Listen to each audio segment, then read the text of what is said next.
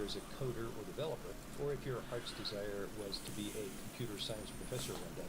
The A+ certification really focuses on the day-to-day work of an IT technician in a business environment. One reason the A+ certification receives respect by IT employers is that it is accredited by international organizations. The ISO, or International Standards Organization, is a worldwide standard-setting group headquartered in Geneva, and ANSI, the American National Standards Institute, is the USA's representative to ISO. CompTIA has been accredited by ANSI for compliance with the ISO standard that applies to operating a certification body or organization, and CompTIA must maintain certain quality levels in order to maintain that accreditation. So that's a bit of background on CompTIA and the A+ certification. Who might benefit from each credential? Well, anyone wanting to be hired on by a company that requires it, certainly. But more broadly, anybody pursuing a career in tech support, for example, as a help desk analyst or a desktop support technician. Field service techs will also find the credential helpful, as will those who aspire to be a network engineer or a documentation specialist in IT.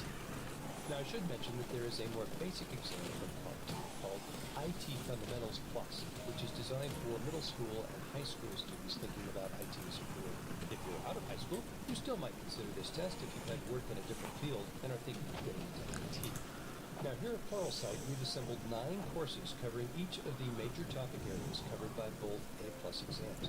It's been a 6-month project by 3 experienced and, of course, A+ certified authors, Vlad Petronescu, Dan Lachance, and me, Glenn Webber. And between the 3 of us, we've provided you with about 23 hours of video training, which should get you most of the way there in terms of prep for the A+ exams. And speaking of the exams, here's an overview of them. We'll take a closer look in a few moments. They have nicknames, Core 1 and numbers, 220-1101. Starting with the Core 1 exam, the major knowledge domains are mobile devices, networking, hardware, virtualization and cloud computing, and network and hardware troubleshooting. You can see the percentage values indicating the relative weight of each topic according to CompTIA. Now, the Core 2 exam covers operating systems, security, software troubleshooting, and operational procedures. But by the way, those percentage values don't necessarily tell you how much time you should spend on each subject. Everybody has different experience, and some of you may have little IT experience at all. One aspect of these exams is that they have a certain amount of subject matter duplication. That is, some content appears in both tests. In our Pluralsight courses, we stay very close to the CompTIA topic outlines, meaning that our videos have a certain amount of overlap too. However, with 3 different authors, you'll get different takes on the subject matter, which will help reinforce it. Now, by the way, it's wise not to wait too long between taking the 2 tests. Acknowledging that some of the content is duplicative, you'll benefit from having the first exam content at the top of your mind when you take the second, whichever order you take them in. Now, let's look past the A+ exam for just a few minutes. CompTIA offers more specialized and more difficult certification exams in networking and security. These, like the A+, are widely recognized in the IT industry, as well as certifications in infrastructure topics, cloud computing, the Linux operating system, and server-oriented topics. The infrastructure certifications are a bit less well-known, but depending on your desired career path, any of these might be of interest to you. Now, the IT world offers many company-centered certifications too. Microsoft is a dominant player in corporations, and there are a variety of Microsoft certifications covering the company's products. In recent years, Microsoft has shifted its credential paths from product-specific ones like the old MCSA and MCSE to role-based certifications that focus on specific job roles, such as Microsoft 365 Certified Modern Desktop Administrator and Microsoft Certified Azure Administrator. Cisco is another important vendor whose communications devices manage most of the traffic on the internet and in corporate networks. The Cisco certifications include Cisco Certified Technician, Cisco Certified Network Associate, Cisco Certified Network Professional, and Cisco Certified Internet Expert. VMware provides virtualization certification programs, including the VMware Certified Technical Associate, VMware Certified Professional, and VMware Certified Advanced Professional. Oracle, best known for its database products and services, offers a dizzying variety of certification paths too numerous to even list here. So my point is that there are many choices available depending on your interests, experience, and desired career path. Whichever way you go, I would encourage you not to stop at the A+ certification. certifications not only help your resume and possibly your salary, but they also help you stay informed about recent developments in IT, and they broaden your exposure to topics outside your specialty so that you can become a more well-rounded IT professional.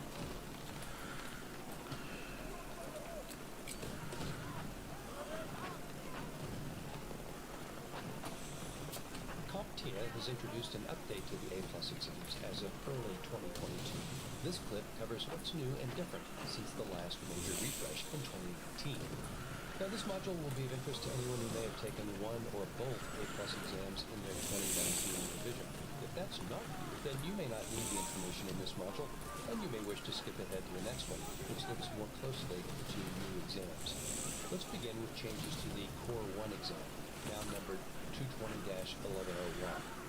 CompTIA has changed the topic weightings a little bit between 2019 and 2022, reflecting some increases and decreases in emphasis of the objective domains. Mobile devices has increased a bit in importance from 14% to 15%. Networking has stayed about the same at 20%. Hardware has decreased a little from 27 to 25%. Virtualization and cloud computing has actually dropped by 1 percentage point, perhaps because CompTIA feels that these topics are covered more thoroughly in its Cloud Plus certification. And network and hardware troubleshooting has increased from 27% to 29%. But these changes should not be taken to reflect changes in emphasis overall in the IT industry. They simply reflect the relative importance of the objectives in terms of how CompTIA scores the exam. Now, in the mobile devices section, there has been some consolidation of topics. For example, CompTIA has combined the old outline sections 1.6 and 1.7 to make the new 1.4 section. Topics that have been de-emphasized include the special function keys, which makes sense as these vary quite a bit from device to device. Topics that receive more attention in the newer test include biometric sign-on and multi-factor authentication, cellular networks, location services, mobile device management and mobile application management, and how to migrate from older hard drive technology to newer solid-state drives. When it comes to the networking topic, there is less focus on cellular broadband, non-computer configuration, so-called Internet of Things devices, sharing internet connections via tethering and mobile hotspots, dial-up networks, and home office routers, which receive attention in other sections. The newer exam spends a bit more time on the concepts of SDN, or software-defined networking, long-range wireless, the roles of servers in a network, single-purpose internet appliances, and the addressing services of DNS and DHCP.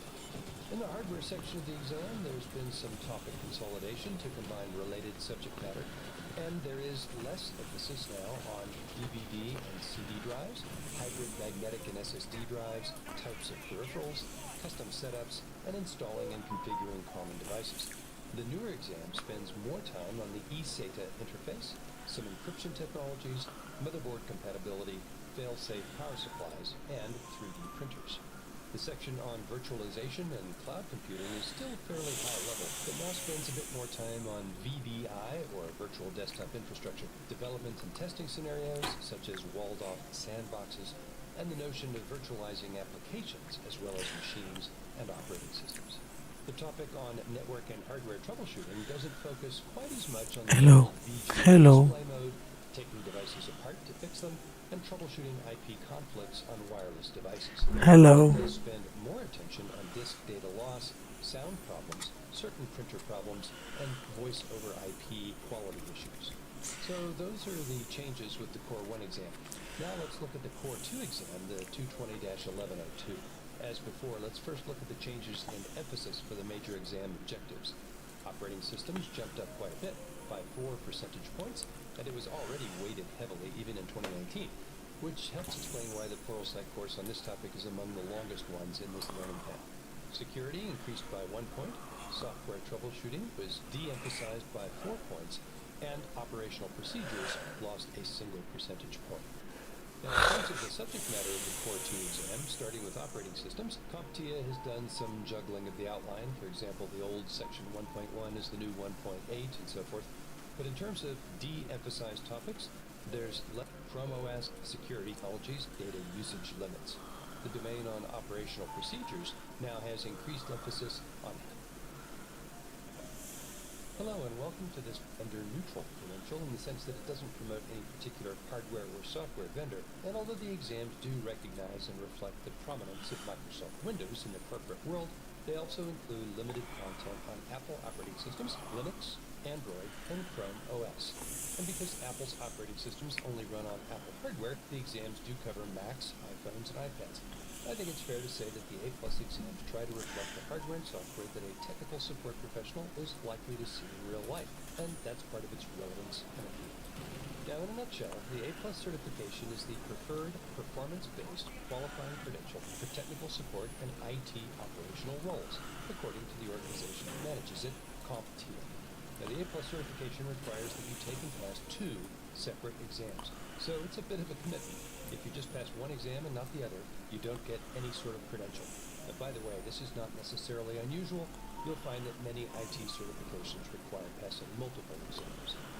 Now, I mentioned that CompTIA is the organization that manages the exams in the A+ certification program, but what is CompTIA exactly? Well, the name is short for Computer Technology Industry Association, a non-profit trade association that manages certification programs and technical education programs while also lobbying for legislation helpful to the IT industry and engaging in philanthropic efforts. CompTIA is based in a Chicago suburb but has international offices all over the world. A+ certification is known for focusing on practical skills rather than academic or theoretical ones. Topics such as security, networking, troubleshooting, cloud computing, and virtualization are all front and center in these tests. You would probably not pursue this certification if you were planning a career as a coder or developer, or if your heart's desire was to be a computer science professor one day. The A+ certification really focuses on the day-to-day work of an IT technician in a business environment. One reason the A+ certification receives respect by IT employers is that it is accredited by international organizations. The ISO, or International Standards Organization, is a worldwide standard-setting group headquartered in Geneva, and ANSI, the American National Standards Institute, is the USA's representative to ISO. CompTIA has been accredited by ANSI for compliance with the ISO standard that applies to operating a certification body or organization, and CompTIA must maintain certain quality levels in order to maintain that accreditation. So that's a bit of background on CompTIA and the A+ certification. Who might benefit from this credential? Well, anyone wanting to be hired on by a company that requires it, certainly. But more broadly, anybody pursuing a career in tech support, for example, as a help desk analyst or a desktop support technician, field service techs will also find the credential helpful, as will those who aspire to being a network engineer or a documentation specialist in IT. Now, I should mention that there is a more basic exam from CompTIA called IT Fundamentals Plus, which is designed for middle school and high school students thinking about IT as a career. If you're out of high school, you still might consider this test if you've had work in a different field and are thinking of going into IT. Now, here at Pluralsight, we've assembled 9 courses covering each of the major topic areas covered by both A+ exams. It's been a 6-month project by 3 experienced and, of course, A+ certified authors, Vlad Petronescu, Dan Lachance, and me, Glenn Weddock. And between the 3 of us, we've provided you with about 23 hours of video training, which should get you most of the way there in terms of prep for the A+ exams. And speaking of the exams, here's an overview of them. We'll take a closer look in a few moments. They have nicknames, Core 1 and numbers, 220-1101. Starting with the Core 1 exam, the major knowledge domains are mobile devices, networking, hardware, virtualization and cloud computing, and network and hardware troubleshooting. You can see the percentage values indicating the relative weight of each topic according to CompTIA. Now, the Core 2 exam covers operating systems, security, software troubleshooting, and operational procedures. Now, by the way, those percentage values don't necessarily tell you how much time you should spend on each subject. Everybody has different experience, and some of you may have little IT experience at all. One aspect of these exams is that they have a certain amount of subject matter duplication. That is, some content appears in both tests. In our Pluralsight courses, we stay very close to the CompTIA topic outlines, meaning that our videos have a certain amount of overlap too. However, with 3 different authors, you'll get different takes on the subject matter, which will help to reinforce it. Now, by the way, it's wise not to wait too long between taking the 2 tests. Acknowledging that some of the content is duplicative, you'll benefit from having the first exam content at the top of your mind when you take the second, whichever order you took them in. Now, let's look past the A-plus exam for just a few moments. CompTIA offers more specialized and more difficult certification exams in networking and security. These, like the A-plus, are widely recognized in the IT industry, as well as certifications in infrastructure topics, cloud computing, the Linux operating system, and server-oriented topics. The infrastructure certifications are a bit less well known, but depending on your desired career path, any of these might be of interest. Now, the IT world offers many company-centered certifications too. Microsoft is a dominant player in corporations, and there are a variety of Microsoft certifications covering the company's products. In recent years, Microsoft has shifted its credential paths from product-specific ones like the old MCSA and MCSE to role-based certifications that focus on specific job roles, such as Microsoft 365 Certified Modern Desktop Administrator and Microsoft Certified Azure Administrator. Cisco is another important vendor whose communications devices manage most of the traffic on the internet and in corporate networks. The Cisco certifications include Cisco Certified Technician, Cisco Certified Network Associate, Cisco Certified Network Professional, and Cisco Certified Internetwork Expert. VMware provides virtualization certification programs, including the VMware Certified Technical Associate, VMware Certified Professional, and VMware Certified Advanced Professional. Oracle, best known for its database products and services, offers a dizzying variety of certification paths too numerous to even list here. So my point is that there are many choices available depending on your interests, experience, and desired career. Whichever way you go, I would encourage you not to stop at the A-plus certification. Certifications not only help your resume and possibly your salary, but they also help you stay informed about recent developments in IT, and they broaden your exposure to topics outside your specialty so that you can become a more well-rounded IT professional.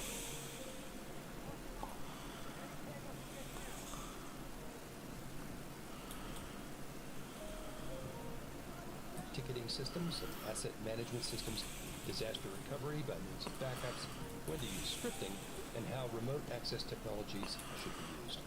And that's an overview of what's new with the latest A-plus exams.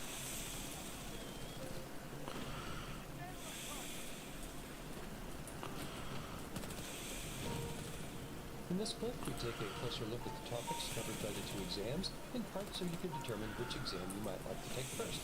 You might also use this module to plan which Pluralsight videos you may wish to focus on. Now, the broad characterization is not drawn with a sharp line, but it's fairly accurate to say that the 1101 exam deals more with computer hardware.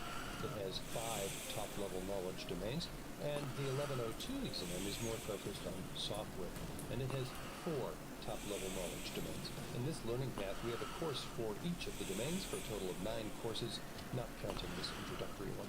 And by the way, each exam is about the same length, and it's difficult to say which one is more difficult.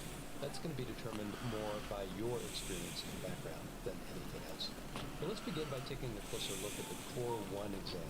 The first domain is mobile devices and covers topics such as laptops and laptop hardware, with some discussion of other mobile devices such as tablets and phones. A special focus on display components, mobile device accessories and connectivity covering both wired and wireless ports, and how to connect to a network and set up applications, including ways to synchronize mobile devices, both with each other and with cloud services. The second topic on the Core 1 exam is networking, comprising 20% of the exam's content and covering TCP and UDP networking protocols, common networking hardware, the differences between the standard wireless communications protocols, services provided by network servers, how to set up a basic small office, home office network, some configuration concepts applicable to all kinds of networks, types of internet connection, and some common networking utilities and tools. Topic 3, hardware, makes up a big chunk of this exam and includes cable and connector types, memory, storage devices, main boards and central processors, as well as expansion cards, power supplies, setting up multifunction devices common among small office, home office environments, and the mundane but essential task of installing and maintaining printer supplies. The fourth topic is a relatively new one to the A-plus curriculum and deals with virtualization and cloud computing. This high-level overview section covers basic cloud computing concepts and lays out the fundamentals of configuring client-side virtual machines, as distinct from virtual machines running on dedicated servers. Finally, Domain 5 covers hardware and network troubleshooting. Specific topics here include troubleshooting techniques and methods, specific tips on troubleshooting motherboards, memory, processors, and power supplies, storage drives and drive arrays, video and projector troubleshooting, common mobile device issues, printers, and connectivity problems over both wired and wireless connections. Now in the Core 2 exam, we have 4 knowledge domains, the first and largest being operating systems.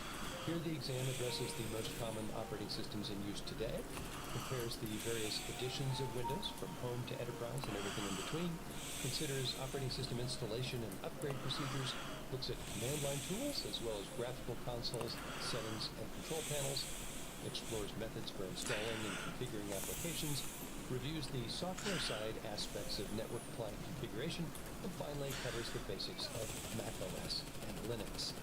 Topic number 2 on the 1102 test is security, a wide-ranging domain covering security measures and purposes, wireless security, malware prevention, detection, and removal, social engineering threats and vulnerabilities, security settings specific to Windows, techniques for securing workstations and mobile devices, safely destroying storage and data, implementing security best practices in a SOHO situation, and configuring browser security, a new topic for the exam. Now we have network and hardware troubleshooting in the 1101 exam, and we have software troubleshooting in the 1102, covering Windows problems, PC security scenarios, quarantining and cleaning malware, addressing software problems unique to mobile operating systems, and various other mobile security concerns. Finally, and this is some evidence of the real-world orientation of the A+ exams, we see recognition of the fact that organizational procedures are often just as important as technical knowledge in ensuring a safe and productive IT ecosystem. Documentation best practices, change management, disaster planning, safety and environmental impact, issues of prohibited content, a section on communication skills, the proper use of scripting, and remote access technologies all factor into this important knowledge domain. And that's a quick look at the 2 A+ exams.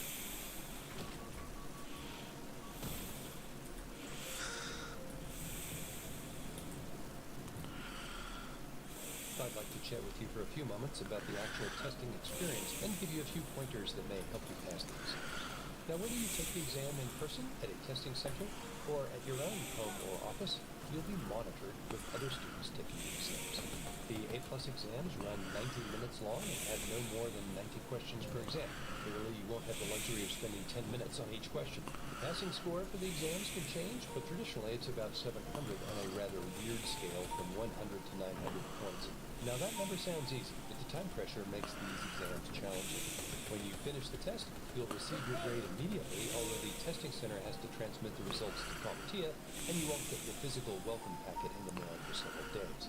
Now you should know that CompTIA reserves the right to add or remove questions at any time, and that each exam presents questions from a large pool, so even if you have to retake an exam, it's not likely you'll see any or many of the same questions again.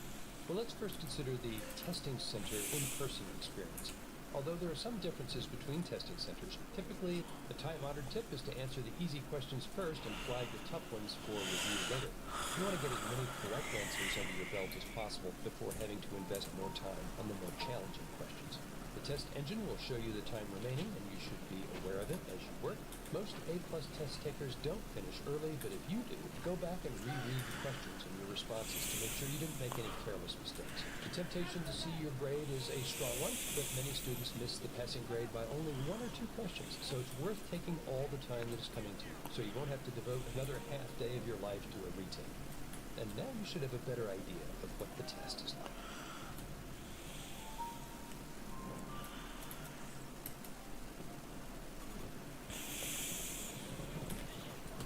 How to register for the A+ exams.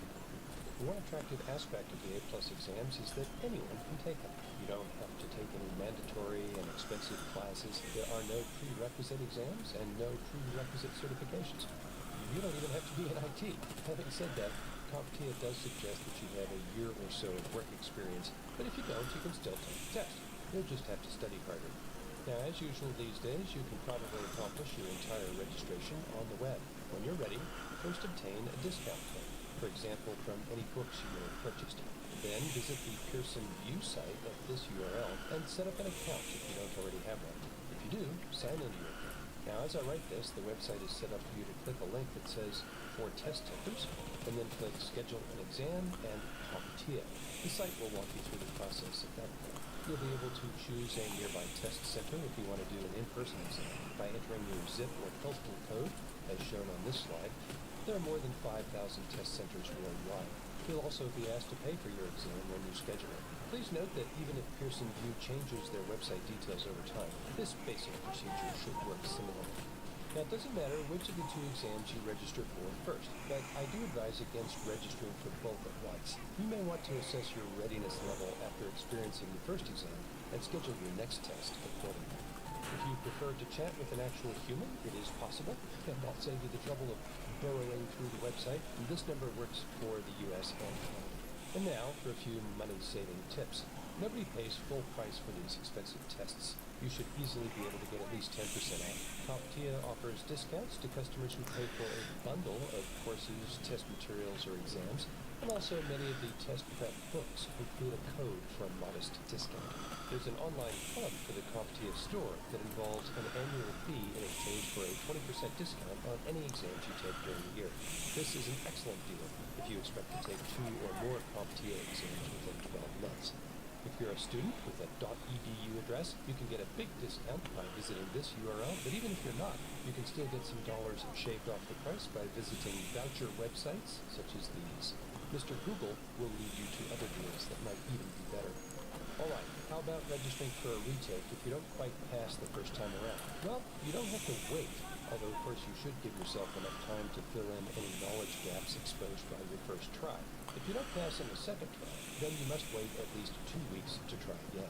And unfortunately, there is no retake discount, so you have to pay each time. Finally, you cannot take an exam again after you pass it. This is to discourage people from taking the exam many times in order to create an inventory of questions that they can then publish online, something strictly forbidden by the agreement you sign when you take the test bundle. Now, once you get your A+ certification, it makes sense to keep it.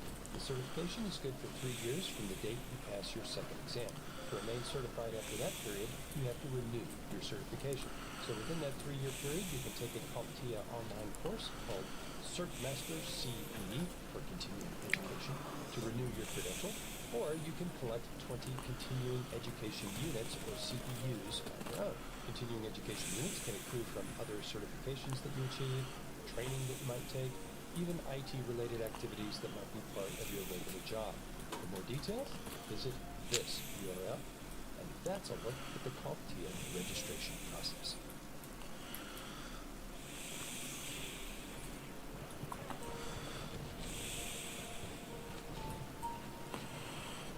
In our last clip of this little intro course, we'll chat briefly about how to study for the A+ exams.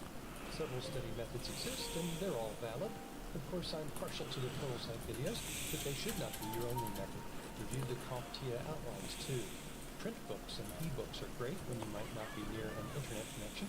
Practice exams can be helpful, and one of the best study methods is to get your hands on the technology. Let's look at these methods a bit more closely, and you can think about the ways in which you learn most effectively. First, the full site videos. It's best to carve out chunks of time when you can focus and be uninterrupted. When you feel your attention wandering, take a break. Even 2 or 3 minutes away from the computer can refresh you. I suggest watching each course all the way through and going from start to finish. Most of them do have a logical design and flow. Adjust the video playback speed so that it's fast enough to keep you engaged, but not so fast that you don't have time to absorb the material.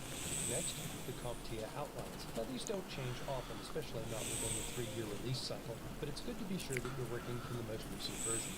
Here's the URL at the time of this writing. Fill out the box titled Get Practice Questions and Exam Objectives, and CompTIA will send you the latest outlines. You might as well get the practice questions too. These are free.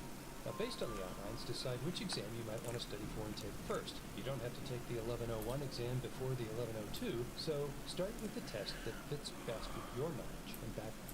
Books and e-books can be part of your study regimen. You can buy the ones that CompTIA sells, but you don't need to spend that much, as many fine and less expensive options are available online. Just make sure that whatever materials you buy have been updated for the 2022 versions of the exams. The exam codes 220-1101 and 220-1102 are the new ones if you want to search on those terms while shopping. And as I mentioned in the last clip on registration, some books offer discount codes and practice exams on CD. Speaking of which, after you've looked at any practice exams that you may already have, think about others too. The Cyber Vista tests are typically excellent. You may have heard of them under their previous trade names of Kaplan IT and Transcender, and other companies have good practice tests too. You can even get some freebies from CompTIA at this address if you didn't get them already when you requested the newest outlines. Now, I always urge A-plus certification candidates to get their hands on actual hardware, especially for the Core 1 exam. So give serious thought to buying some used computing iron to experiment with. A Windows laptop, a desktop PC, an iOS or iPad OS device, and an Android tablet would be ideal. And you can do all of that for less than you might spend on practice exams. Plus, you can usually resell the stuff and get most of your money back after you get your certification. If you need to conserve your budget and can't justify buying 3 or 4 different devices for study purposes, you might consider running virtual machines as a cost-saving measure. You don't have to worry about misconfiguring your own personal computer. Free evaluation versions of Windows and Linux are readily available, and you can even create a virtual network if you like, although it might be overkill for these exams. If you need a platform for your virtual machines, you can download Microsoft's Hyper-V server for free at this address, or you can use Windows 10 and 11's client Hyper-V. Another good choice is Oracle's VirtualBox, available here. Unfortunately, you can't run Mac OS in a V. Remember that the A-plus exams are more focused on Windows than other operating systems, so if you don't already have access to Windows 10 or 11, consider downloading a 90-day eval version at this address. If you need a different language, replace the EN-US with another language code. To get a list of the language codes, just search for language strings in Microsoft. And you can run the evaluation software on bare hardware or in a VM, as we just discussed. Most people seem to excel with mixed mode learning, using a combination of resources between which you can alternate. For example, you might watch a Pluralsight course, read some related content in a print or ebook, experiment with the hardware or software yourself, spend a while running through some practice tests, and then go through the process again with the next topic. Finally, if you find yourself preparing for a retake, here's a great tip. Bring a notebook and pen or pencil to the test center, or have these materials ready in the next room if you're taking the test at home. And if you don't pass the exam, spend a few minutes immediately afterwards making yourself a study guide for next time, consisting of a list of topics that slow you down. Don't try recording specific questions. Remember, there's a large pool, and you'll see different questions next time. You can also use your test report, which normally shows your performance broken down by knowledge domain. With that, we come to the end of this overview of the A-plus certification and exams. Best of luck, and I think you'll find that the effort will be worth it. I'm Glenn Weddock, and I look forward to seeing you again soon on Pluralsight.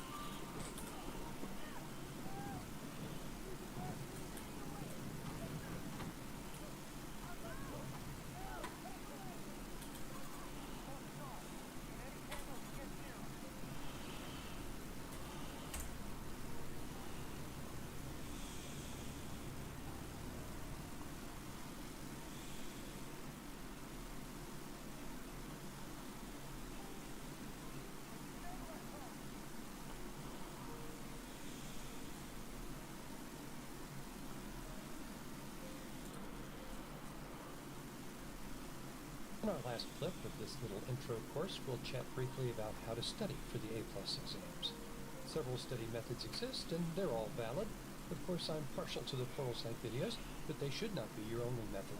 Review the CompTIA outlines, too. Print books and e-books are great when you might not be near an internet connection. Practice exams can be helpful, and one of the best study methods is to get your hands on the technology. Let's look at these methods a bit more closely, and you can think about the ways in which you learn most effectively. First, the Pluralsight videos. It's best to carve out chunks of time when you can focus and be uninterrupted. When you feel your attention wandering, take a break.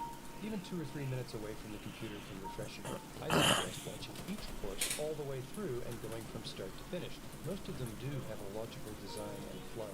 Adjust the video playback speed so that it's fast enough to keep you engaged, but not so fast that you don't have time to absorb the material. Next, the CompTIA outlines. Now, these don't change often, especially not within the 3-year release cycle, but it's good to be sure that you're working in the most recent version. Here's the URL at the time of this writing. Fill out the box titled Get Practice Questions and Exam Objectives, and CompTIA will send you the latest outlines. You might as well get the practice questions too. These are free.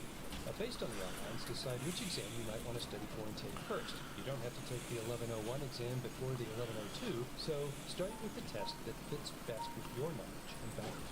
Books and e-books can be part of your study regimen. You can buy the ones that CompTIA sells, but you don't need to spend that much, as many fine and less expensive options are available online. Just make sure that whatever materials you buy have been updated for the 2022 versions of the exams. The exam codes 220-1101 and 220-1102 are the new ones if you want to search on those terms while shopping. And as I mentioned in the last clip on registration, some books offer discount codes and practice exams on CD. Speaking of which, after you've looked at any practice exams that you may already have, think about others too. The CyberVista tests are typically excellent. You may have heard of them under their previous trade names of Kaplan IT and Transcender, and other companies have good practice tests too. You can even get some freebies from CompTIA at this address if you didn't get them already when you requested the newest outlines. Now, I always urge A+ certification candidates to get their hands on actual hardware, especially for the Core 1 exam. So give serious thought to buying some used computing iron to experiment with. A Windows laptop, a desktop PC, an iOS or iPad OS device, and an Android tablet would be ideal. And you can do all of that for less than you might spend on practice exams. Plus, you can usually resell the stuff and get most of your money back after you get your certification. If you need to conserve your budget and can't justify buying 3 or 4 different devices for study purposes, you might consider running virtual machines as a cost-saving measure. You don't have to worry about misconfiguring your own personal computer. Free evaluation versions of Windows and Linux are readily available, and you can even create a virtual network if you like, although it might be overkill for these exams. If you need a platform for your virtual machines, you can download Microsoft's Hyper-V server for free at this address, or you can use Windows 10 and 11's client Hyper-V. Another good choice is Oracle's VirtualBox, available here. Unfortunately, you can't run Mac OS. Remember that the A+ exams are more focused on Windows than other operating systems, so if you don't already have access to Windows 10 or 11, consider downloading a 90-day eval version of this address. If you need a different language, replace the EN-US with another language code. To get a list of the language codes, just search for language strings and Microsoft. Now you can run the evaluation software on bare hardware or in a VM, as we just discussed. Most people seem to excel with mixed mode learning, using a combination of resources between which you can alternate. For example, you might watch a Pluralsight course, read some related content in a print or ebook, experiment with the hardware or software yourself, spend a while running through some practice tests, and then go through the process again with the next topic. Finally, if you find yourself preparing for a retake, here's a great tip.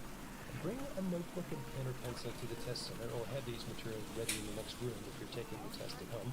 And if you don't pass the exam, spend a few minutes immediately afterwards making yourself a study guide for next time, consisting of a list of topics that slow you down. Don't try recording specific questions. Remember, there's a large pool, and you'll see different questions next time. You can also use your test report, which normally shows your performance broken down by knowledge domain. That, we come to the end of this overview of the A+ certification and exams. Best of luck, and I think you'll find that the effort will be worth it. I'm Glenn Weddock, and I look forward to seeing you again soon on Pluralsight.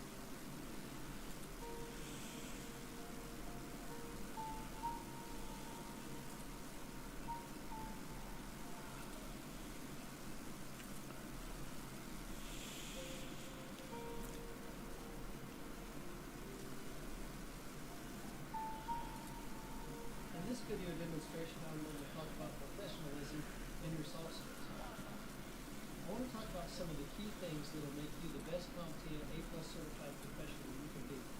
Remember, above all, no matter how good your technical skills are and what knowledge you have, if you can't interact well on a professional level with your customers, you're going to struggle to do business. You need to remember that your work is a business, and if you can't grow your business or interact professionally with your customers, your business will close and you'll have to find another line of work, especially if you're working on your own and on your own time. The key things you need to be aware of or remember are professionalism and communication. Got them up here, I'll go through it a little bit more. You've got to be able to work efficiently and safely. And people don't understand that they're working with somebody that can be confidential and work with security and help them with those aspects. So whether it's on the phone or in person, customer service can never really be understated. You've got to listen to the customer, ask them open-ended questions, and not really a simple yes or no. You want to ask them things like, what was the last thing you saw on your computer? Or what happened to the printer before you heard this loud popping sound? And don't forget, a big part of electrical soft skills include your ability to troubleshoot. It's important that you can do those and walk through the different steps to be able to do that. So I want to talk about some of the visual aspects. You want to be able to dress professionally, keep your shop organized, keep your transportation organized, or your tools, your equipment. Always keep those in good condition and well organized. If you wear a name badge, make sure you do that because people feel that's a level of professionalism. When they know who they're talking to, they feel comfortable. You want to keep everything organized for your shop, and I'm going to go through some things about that next. Once you've got the basic tools, invest in some higher end tools. Really show your level of quality. And keep the safety information and the environmental information available for your customers. I even keep things like bottled water. So a lot of things you can do, but you want people to be confident in your ability to do work. You want to set timelines and stick to them and always be on time or early with showing up. Have a positive attitude because positivity goes a long way with customers when they're already frustrated with a particular piece of information technology. And then when you set costs, stick to those costs. Don't raise the cost based on what you couldn't predict ahead of time. You want to be able to work confidentially and also work on privacy policy. I'll talk a little bit about those here later on things that you may need help with customers do. So there's any number of things that they may need you to add, like an additional layer of security, things like chip readers or privacy screens. So that's important. You're going to be their technical consultant, and technically you're going to be the jack or the Jill of all trades. So there's any number of questions that a customer might ask you. You might be working on the security application. So what type of information do I need as far as security? Some of the things you'll be doing will be working with things like privacy screens. People will ask you, what's the best thing ergonomically that I can use? What can I use for my customers that work faster? What will give me the least amount of my screen? Or you might come across a business that has 100, 200 users. They're asking you for some technical guidance on the best place based on the ability to clean or the ability to not be able to see information through it or things like that. If you've got a shop like this or a gallery, keep everything neat and clean. During some of our lectures, I talk about keeping cables bound and keeping them organized and keeping them in kit. Keep all your tools professionally displayed and be able to take those to where they're neatly organized. So you shouldn't have to open a kit and then have 4 or 5 different pieces of equipment in it. Always keep everything neatly arranged and organized because how you show up on a job site is really impressive to the customers. You want to present a quality image. Depending on each dress, I always try to wear a collared shirt. I usually wear jeans, but go dress for where you need to be at. If it's a highly professional building, sometimes I need them wearing a shirt with a collar that's high. You just have to read your customers for your particular area. If you've got particular equipment, don't throw it in the box or on your bag. Make sure that you've got everything handled up professionally. Get those wound up so they're neat and nice. Keep them in the case. So if a piece of equipment has a particular case, make sure that you put it in that piece of case. And actually store it there. So use the equipment cases that the manufacturers give you and keep everything professionally bundled in the back. I keep different pieces of things that I can store my items in where I look organized. To keep it to quality organization and be able to show customers how to keep it organized with things and work well and work efficiently. So starting out with communication and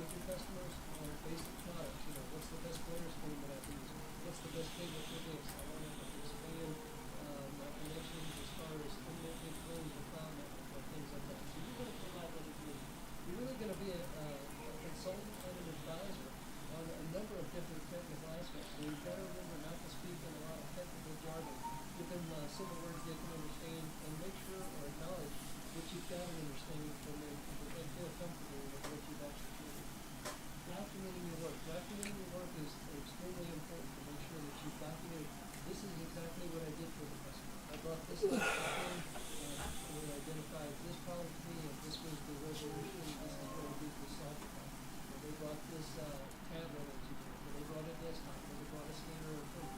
Here's the steps I went through, and this is the resolution estimates. And then repair and maintenance. That,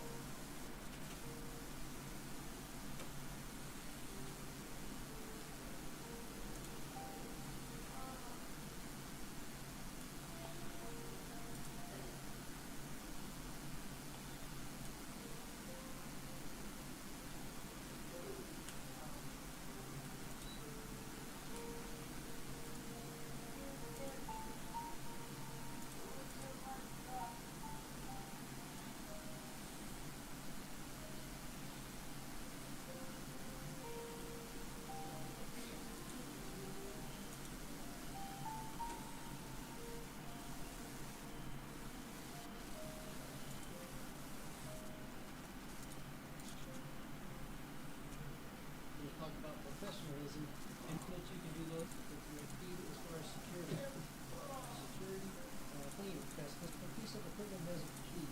You also needs repair. Your key things to remember are communication, how you get those wound up to where they would meet and key information, security, doing things like chip rippers or privacy customer might ask you. You're asking you for some technical guidance on the best flare screen based on the ability to clean it, or the ability to not be able to see information through it, or things like that, or maybe even the cost. So you're the resource that actually provides us this. If you've got a shop such as this, or a general area, keep everything neat and clean. When I talk during some of our lectures, I talk about keeping cables bound and keeping them organized and keeping them in kit. Keep all your tools professionally displayed, and be able to take those to where they're neatly organized. You shouldn't have to open a kit and only have 4 or 5 different pieces of equipment in it. Always keep everything neatly arranged and organized, because how you show up on a job site is really impressive to the customers. You want to present a quality image. Depending on how you dress, I always try to wear a collared shirt. I usually wear our equipment. Don't throw it in your box or on your bag. Make sure that you've got everything bundled up professionally. Get those wound up so that they're neat and nice. Keep them in the case. So if a piece of equipment has a particular case, make sure that you put it in that piece of case. And actually store it there. So use the equipment cases that the manufacturers give you, and keep everything professionally bundled with that. I keep different pieces of things that I can store my items in where I look organized. The key to quality is organization, and being able to show customers that you can organize your things and work well and work efficiently. So starting out with communication and professionalism, those are key. You also want to work on your dress and attire. Name tag if you need. Make sure you've got the proper security clearances, and that'll be obvious if you're doing a cultural meet, something like that. Keep your shop neat. Keep it organized so that you can display things that show people your ability to work efficiently, safely, and with a high level of quality. And then making sure, last but not least, you've got a can-do attitude. So a can-do attitude is going to go a lot farther than your abilities sometimes. So matching your abilities with your ability to work with customers is a lot of key. You're going to need a lot of skills. You're going to need to be able to work on computers and devices and have technical skills. You're going to need to share information with your customers on basic products. What's the best flare screen that I can use? What's the best cable for this? I want to expand my connections as far as internet capabilities and cloud network, things like that. So you're going to provide everything. You're really going to be a consultant and an advisor on a number of different technical aspects. So you've got to remember not to speak in a lot of technical jargon. Give them simple words they can understand, and make sure or acknowledge that you've got an understanding from them, that they feel comfortable with what you've actually shown them. Documenting your work. Documenting your work is extremely important to make sure that you've documented, this is exactly what I did for the customer. I brought this laptop in, they identified this problem to me, and this was the resolution, this is what I did to solve it. They brought this tablet into me, or they brought a desktop, or they brought a scanner or printer. Here's the steps I went through, and this is what the resolution actually is. And then repair and maintenance. That's going to be the key someone's going to bring something in because it needs repair, or somebody brings something in because it needs maintenance. And that's the major portion of what we do. So we've got to have effective troubleshooting when it came to it. Regarding training and education, whenever you find something that has an issue, in our lecture we talked a little bit about, if a customer spills coffee 2 or 3 times on the keyboard and has to replace those or different issues, what do you recommend to do for prevent things like that? Prevent static electricity by getting them special training courses to carry their equipment if it's highly sensitive and maybe you have a research technical of a computer and things like that. What do you do if they tend to spill out of coffee or they break pieces off of the container and things like that? How do you prevent that from occurring? So that's really important for what we do. So your key things to remember are communication, how you communicate with customers, and your level of professionalism. And that's shown by a couple of different things. Your organization and how you show your vehicle, how your vehicle comes clean. If it shows up on the job site, you've got to make sure you've had a nice car wash, show your profession that way. If you've got a shop and you bring customers to the shops, always make sure that it's clean, neat, organized, and safe, no trip hazards and things like that. And then if you've got different kids that you work with, as far as organization, make sure you've got a neatly organized, easy to take around with product X and tool X that comes in a kit. Make sure you place it in there when you're taking it back. Be neatly organized as far as these options, and make sure that you give your customers the best solutions for what they need for their products. So appreciate you joining me for this segment on communication and professionalism.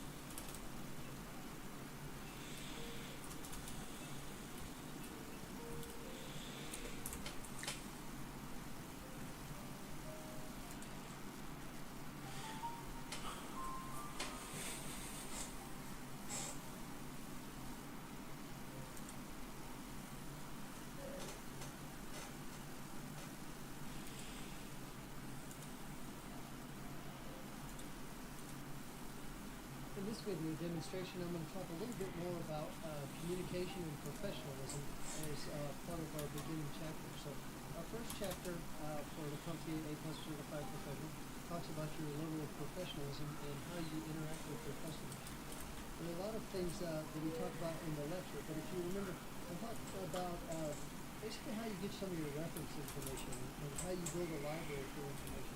So let me give you some examples here. It just depends on how you start out and how you process information and how you keep things. But in some of our lectures, I'm going to discuss things that are just vendor specific. These are Intel products, and this is just a document about input-output controllers, and this is a document about Intel desktop processor upgrade information. So I keep these handy just based on specific model numbers I've got. Got information such as this, and this is really the Intel Core processor comparison chart. So when you look at a number of these electronic components and things like that, you're not expected to know everything. You just have to know where to get it. And that's what you're going to do, is you're basically building your library or your information based on what you've worked on before, so that you'll be more efficient and more timely with the next things you work on. So there's any number of resources that you can put together that you can get off the internet. This is what's my IP address. .com. So there's any number of sites that you can get on and type in and figure out what your IP address is. If you're working on some networks, and you need to know what the customer's IP address is, there's things. Here's a document for a website that's called Router Passwords. So you can go there, and they have the most common routers. You just type in the name of what brand. This specifically shows Belkin here. It lists hundreds of routers and what the common passwords are. So if you're booting up or working with something for the first time, and you need to know what the startup password is, at the beginning password, and the customer says, well, it had a little card in the box or on the bottom of it, and I lost it. And then that's where you go from there. You'll be able to find things on there easily. If you keep that handy in like your favorites on your laptop or things like that, in your mobile or in your office, you can rapidly go to it and have those common passwords without having to go through specific manufacturer's instruction sites. Then we've got things like manufacturer's links.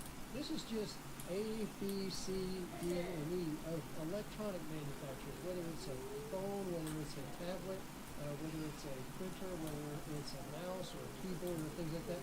So it's handy to have these saved in your favorites, or I'm going to say print it out. It's probably not the best thing to do, but have these handy to where you can just click on them and you have the hyperlink, no matter what the name of the company is. So there's a lot of websites out there that have just hundreds of links to manufacturers' websites. Here's another example, that you could use in keeping handy in your information. It's called the driver guide.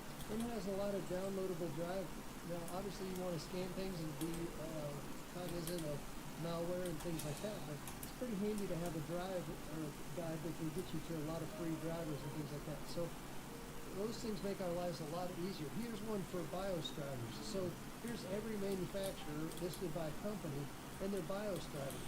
So how important is that? That's very important for, in our basic line of work when you're trying to find things rapidly, to have bio drivers and a resource for that, and drivers and a resource for that, and comparison for processors, and comparisons for routers and things like that. So you've got to build your own capabilities and technology as far as being a professional to take everything you need. I talked in a lecture a little bit about IT knowledge databases, and that's kind of some of what these are. But you're going to get a number of pamphlets and books and catalogs and things like that, text documents from your vendor and vendor training, and that's key important. Or if you get something maintained or an upgrade, they'll give you a software book or an equipment manual that's going to be helpful and useful for that. So there's a lot of things you can do as far as that and internet resources. You've got to think in this context too. Once you've got everything built, document what you've worked on in the past and keep that, like I mentioned, in some kind of a Word document so you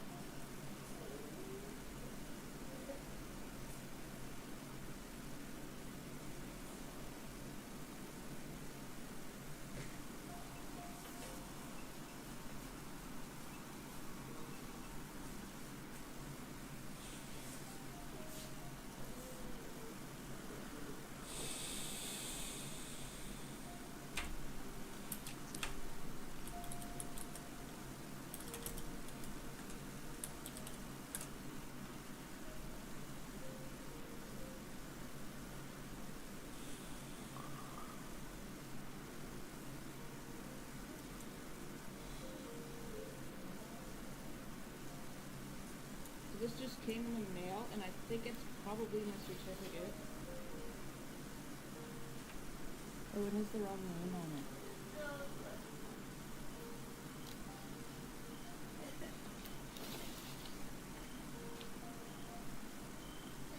So I got library management. I'm gonna have to call them because that's the wrong name. They put my friggin' email name.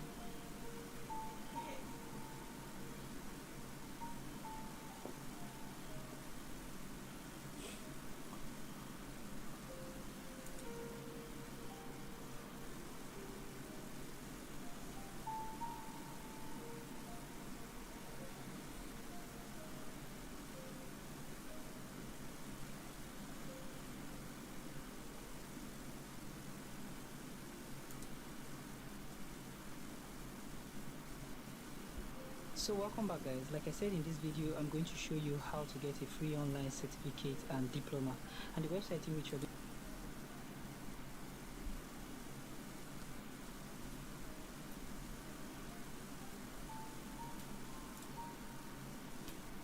Hello and welcome to my channel. This is actually my first video, but today we're going to be talking about how I passed the CompTIA A+ Core 1 and Core 2 exams, and a little bit of background on me.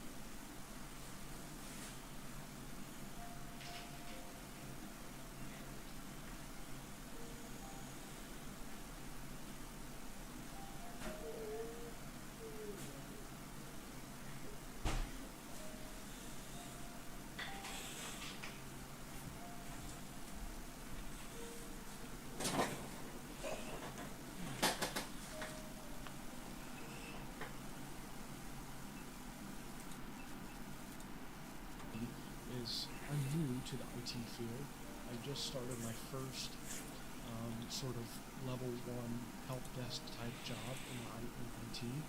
I started as a contractor for a few months, and graduated into a full-time role where I work a hybrid schedule. It's pretty nice. I love the amount of flexibility that it affords me in my life, and I can't say that I wouldn't be here now without my A+ exam. A lot of what has helped me get my foot in the door in the career has been because I have gone for the A+, and because I've gone for that, I've also gone on to get my Network Plus, and just recently I got my Security Plus, and I'm just continuing to upskill. And I think that knowledge to an employer, knowing that you are dedicated to learning and dedicating to pushing yourself to learn new technologies and how to interact with customers and end users, that is a big deal. Let's go over some tips on what I did to pass the CompTIA A+. The first thing that I would recommend you to do when you're studying for A+, you need to devote a specific amount of time each week to study. You need to be disciplined with telling yourself, okay, this is how much I'm willing or able to study each week, and sticking to that plan. Now, a lot of people, they work full-time jobs, and maybe you're looking for a career change, and you want to get into IT, you want to get that entry-level role, and you're busy, and you've got to make time for that. But what I did, I worked a full-time job, but I found a way to devote about 10 to 15 hours per week to study, and that seemed to be my sweet spot. You don't realize how much 10 to 15 hours is. When you spend time doing a lot of downtime activities, time seems to fly, but 10 to 15 hours per week of studying goes a long way. The next thing I would recommend for studying for the A+ is you don't have to take the Core 1 or the Core 2 in any specific order. So whatever you're more comfortable with, I feel like you should take first. I enjoy having that feeling of momentum. When I pass something, I get this feeling of adrenaline, and I'm ready, and it fuels me to study more and give more effort into the process of learning. It just gives me that fire. I feel like a lot of people are that way. So in my situation, I knew a lot more about computer hardware than computer software. So of course I took the Core 1 first, and it didn't take too much effort. But there was some things that I didn't know that I was happy to learn, and actually found a lot of extra interest in technology that I didn't previously even know that I had. So as you can see here, we have the list of certifications that I've attained this year. Obviously this CompTIA A+ right there. I achieved this back in February. Then I continued in studying, went to my Network Plus, Security Plus, and that kind of shows you what the momentum thing does. So there's a few different resources that I use for the CompTIA A+ to study. One of which is the CompTIA Cert Master study materials. They provide you a lot of reading material to go through, and there's various performance-based questions and other things like that to acquaint yourself with material. I personally didn't use it quite as much as the other things that I use. I primarily focus on videos and hands-on type of learning to basically soak in information, and also a lot of the terms that you have to acquaint yourself with. I use a lot of flashcards, Quizlet, Anki flashcards are really good. This is a good way to acquaint yourself, but in my opinion, it's a bit more of a time sink than what you need. What I really use a lot here is the Professor Messer CompTIA material. If you haven't heard of him, please go check him out. He is a great resource. For every certification that I have so far, I've used him primarily, and he has not failed me. He is very thorough in how he covers the material. He does things like Q&As, and he does study sessions. He does live study sessions, and you can also go back and watch the recordings of all the study sessions that he's done. And it's just so...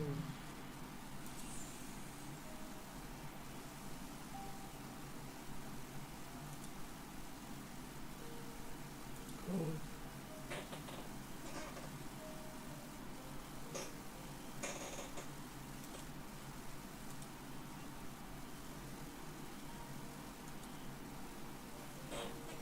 If you're watching this video, then you're probably interested in the CompTIA A+ certification, and why wouldn't you? It's just an incredibly valuable resource to keep in mind when you're studying for your CompTIA A+.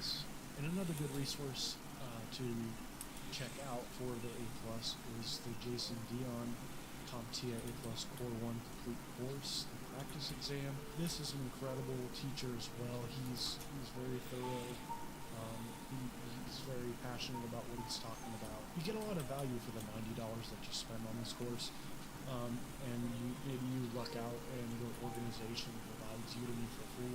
Definitely make sure to check to see if that's a thing, because that was the case for me. My college actually had Udemy for free for all students. I watched all of Jason Dion's A+, Core 1, and Core 2 material, and it definitely helped. He also has a practice exam that you can do that also acquaints yourself with the verbiage and how CompTIA exams are obviously worded and what to expect. It's worth noting here that CompTIA CertMaster also has a practice exams, but they are an incredible resource as well. Basically the same exact verbiage that you can expect from the CompTIA A+ exam. So there you have it, guys. Those are my studying tips for the CompTIA A+. Anyone can do it. You don't have to have any prior knowledge. As long as you have the ambition to study and to learn, you are good to go. When you're ready, when you feel like you're ready to take on the exam, schedule that exam, whether it's in person at a test center or online through a proctor. Go for it. Well, have a good one, everyone, and good luck on your exam. What kind of jobs can you get with the A+ exam? A lot of times when you're looking for entry-level job and your way to get your foot in the door in IT, A+ is going to come up a lot. So the cool thing about A+ is you're going to learn a bunch of stuff. And that's good for help desk, because at the help desk, you're going to deal with a bunch of stuff, whether it's printer stuff, network and security. Pretty much you are the first line of defense. A lot of people want to skip that step when it comes to IT. Me, myself, I'm going to tell you right here, right now, does help desk pay a lot? It depends.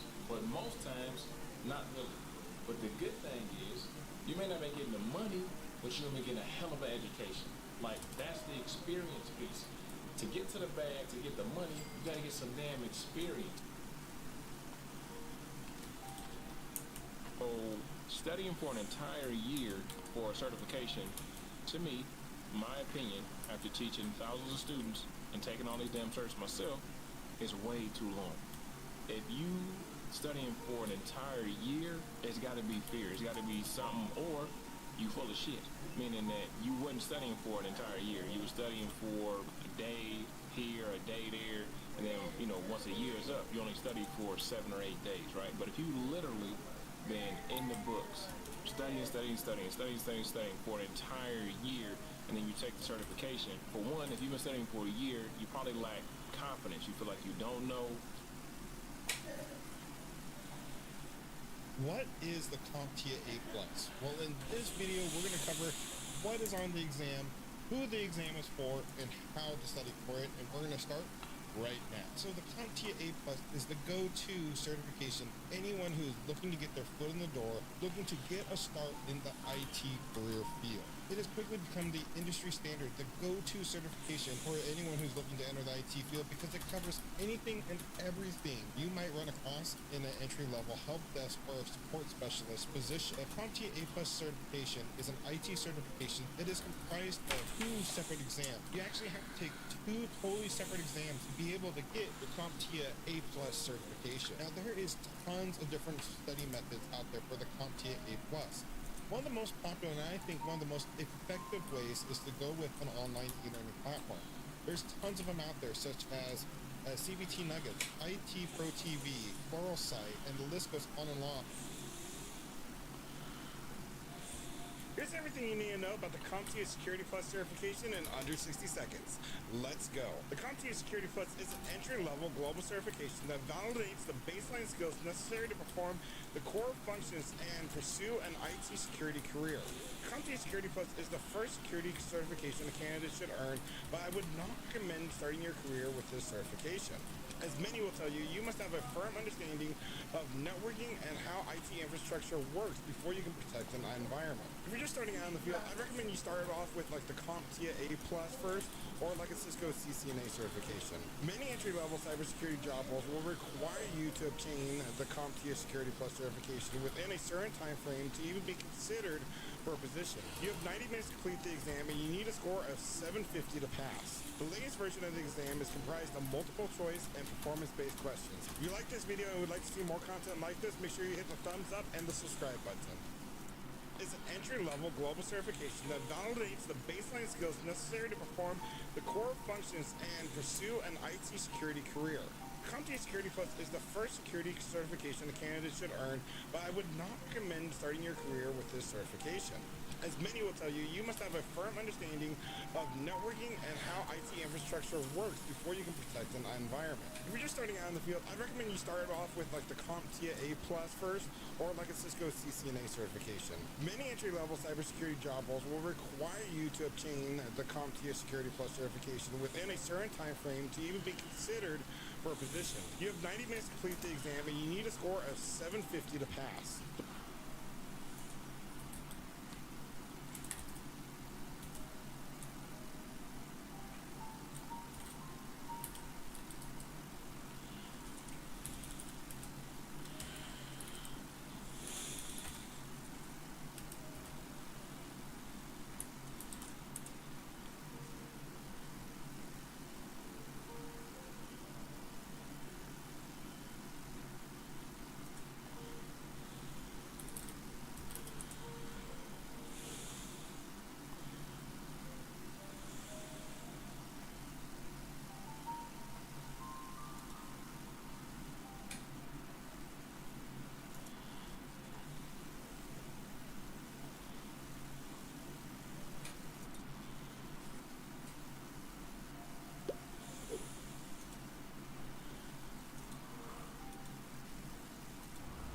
So CompTIA has a number of certifications, probably north of 30 certifications over the years. But what I call their big three is the CompTIA A+, the CompTIA Network Plus, and the CompTIA Security Plus. The CompTIA A+ is you have to prove that you have the skills of somebody with about 6 months experience who's been working on systems. So you can break open a desktop system and replace a power supply. You can go over to a laptop and reconfigure the wireless. You can reset a phone to factory. These are pretty basic skills, Yep. but the CompTIA A+ covers those. Yeah, and it's worth noting a lot of people know how to do that stuff, but they know how to do it because they've been like huffing and puffing and swearing through like tutorials, and they can do a little bit. But this is here's your systematized like this is So yeah, exactly but how to that's do it. a How to do problem it. Yeah. because they don't understand what's running underneath it. Yes. They Exactly. do Yeah. they do the what I call, if you see the light, press the blue button. Yeah. Right. Right. And that's fine for people with one-time Yeah, I problems, but mentioned for that only techs- because I think that people look at what A+ covers and they think, oh, I don't need that. I already know how to do that stuff. But I think there is a lot of benefit to having it sort of foundational and knowing the theory behind it, because there's so much, security of like, people who don't advance in their careers know how to push the button, but they don't, like you said, they don't know what happens behind the scenes. and worse than that, they're what I call Swiss cheesers. Okay. Yeah. A lot of cheese, A lot of holes. A lot of yeah, holes. so we're working that. But so if somebody knows all this, then great. Then look, in order to pass any certification, not even any IT certification, you're gonna need three things. You're gonna need instruction. Now that could be a classroom instructor, that could be a great video, but you're gonna need some kind of instruction. Second, you're gonna need reference. So that usually manifests as a book. A lot of people say I don't need a book. I say you need a book. And I've been doing this longer than you, so get a book. Get a book. And then the third one is practice questions. You have to have some form of practice questions, and the better the practice questions, are towards emulating the actual test you're going to be sitting on taking. That's how you get a certification, folks. You sit down at a computer and you take a test, all right? I'm excited to announce that our InfoSec Skills platform will be releasing a new challenge every month with 3 hands-on labs to put your cyber skills to the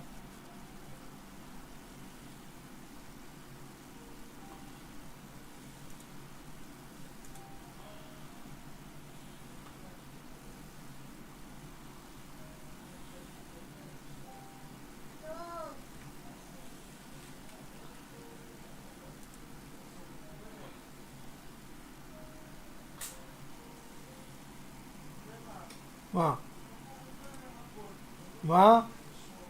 מה? לקחת אותו?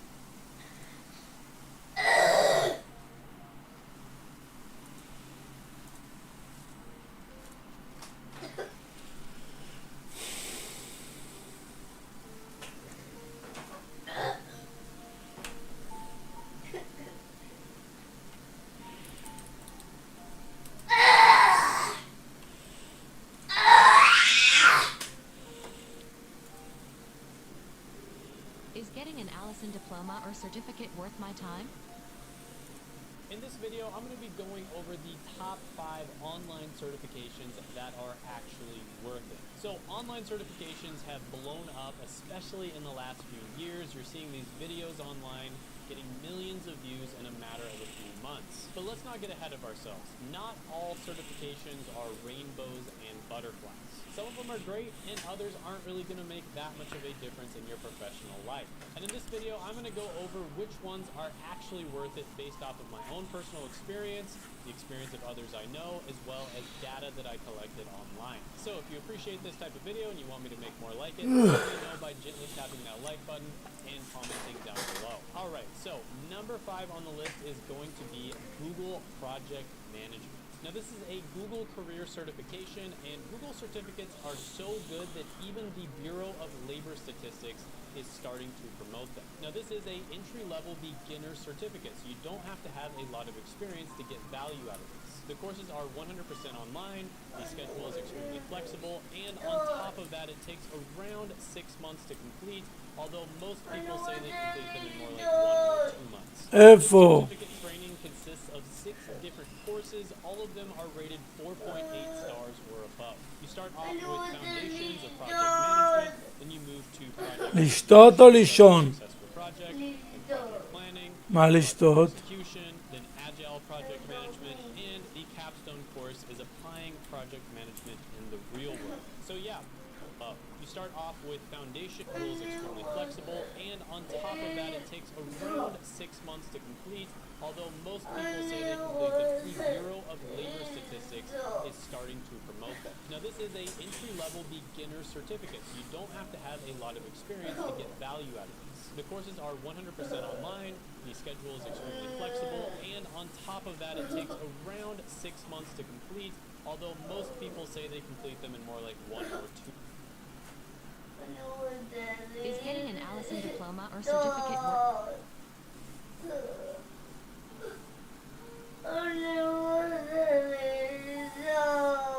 מה? I got my dream job.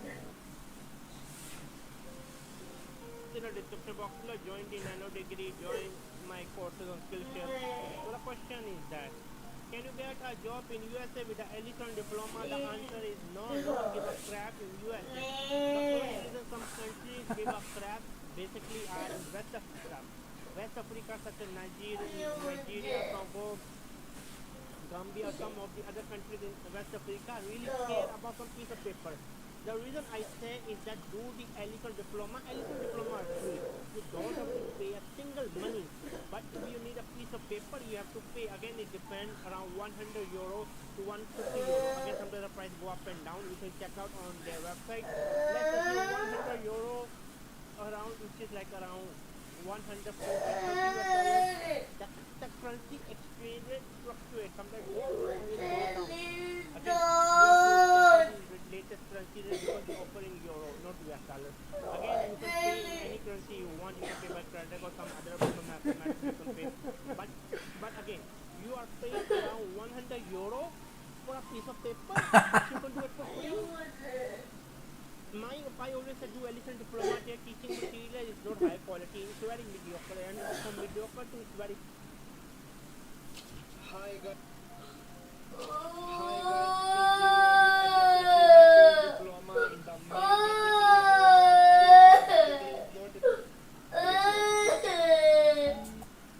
מה אשנזי?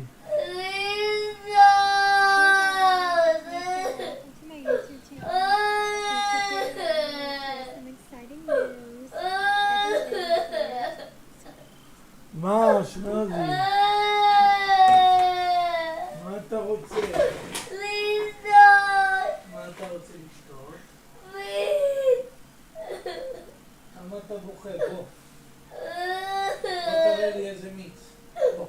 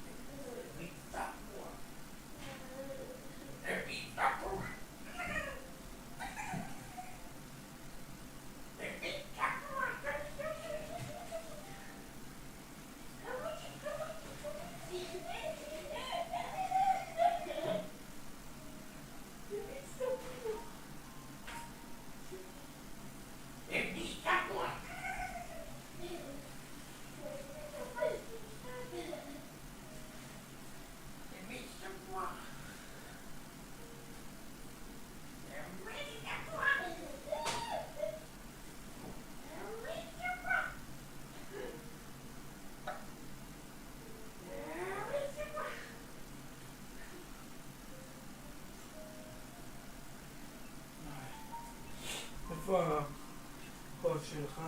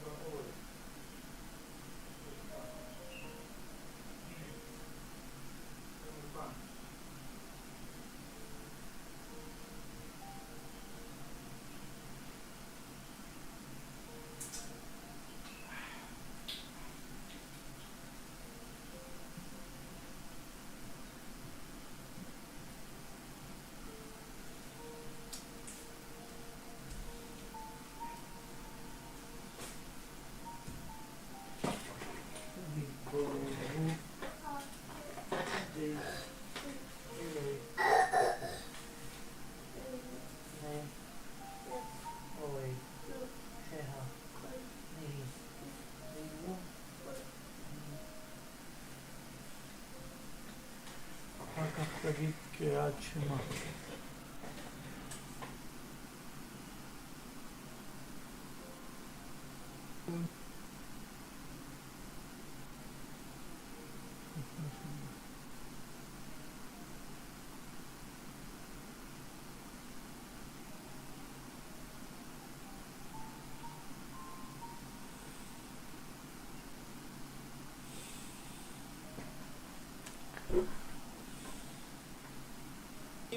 By the way, I'm teaching a Skillshare. I'm offering you 1 month free access to my course on Skillshare. Yeah, check out my course in the description box below.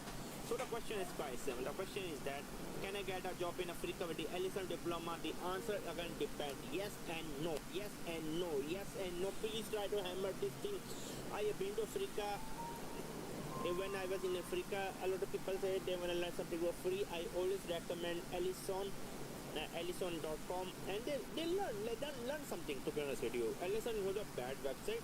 There are some good diploma or certificate out here, but the problem was that Ellison do not offer scholarship according to my knowledge. So they have to pay around €120 or around $130-40 for physical certificate. Maybe sometime I can help them out. I'm not again, I don't want to mention this kind of stuff on the video, maybe not. So yeah, even they try to gather money and then try to collect money and get a physical certificate.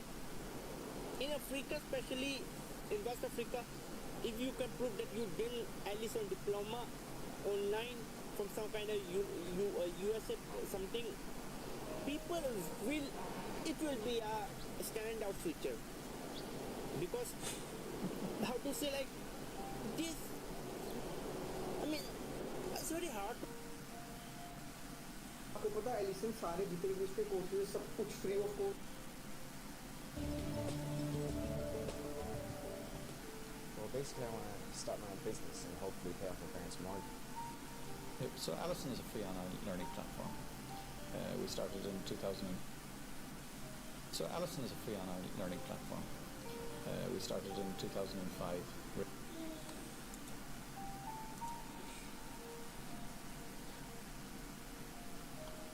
Guys, we've got Alison here with us this morning. Hey there guys, we've got Alison here with us this morning. Who's going to tell you a little bit about her experience with us. Alison, what... Hello everyone. I decided to combine all my exam practice questions for CompTIA A+ Core 1 in this video. I hope it will be easier for you guys. You don't have to go through all my channels. You can find all the exam practice questions I have so far for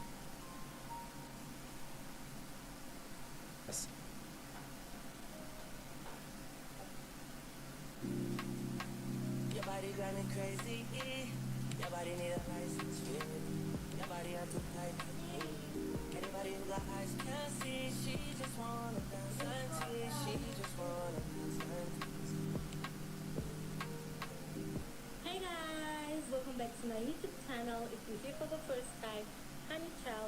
welcome. Just don't forget to hit that subscribe button, notification.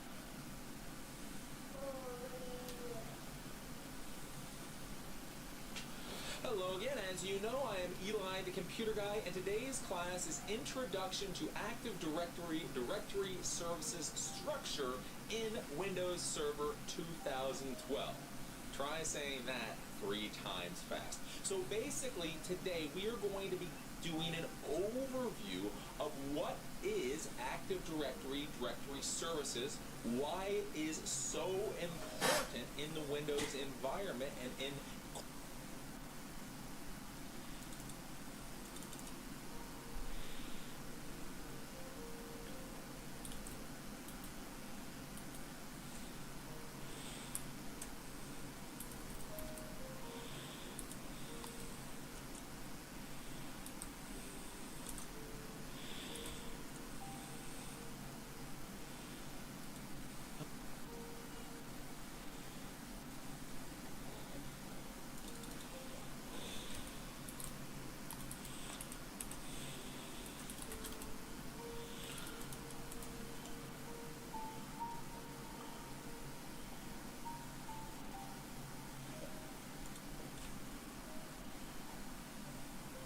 If you're watching this video, then you're probably interested in the CompTIA A+ certification, and why wouldn't you be? Because it is one of the most popular IT certifications in the world.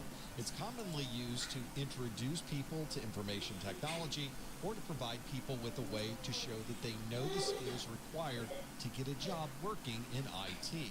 This is a great starting point in the industry, and if you look at job postings in your area, you'll probably see a number of jobs where an A+ certification is a prerequisite or a requirement for getting that position.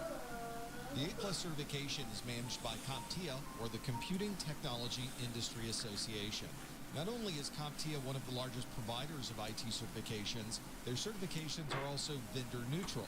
This means that the information in the exam objectives is not specific to a single vendor, but instead covers many different vendors across IT. CompTIA members include manufacturers, resellers, training organizations, and anyone else who would be interested in making sure that we have a solid foundation of IT professionals. The CompTIA certifications are recognized around the world, and you'll find their exams are available in many different languages. I'm James Messer, and this is the first video in my A+ series available on ProfessorMesser.com or on the Professor Messer YouTube channel. The experience is almost exclusive. רזי, מספיק. לא לבכות, תגיד מה אתה רוצה. אני רוצה...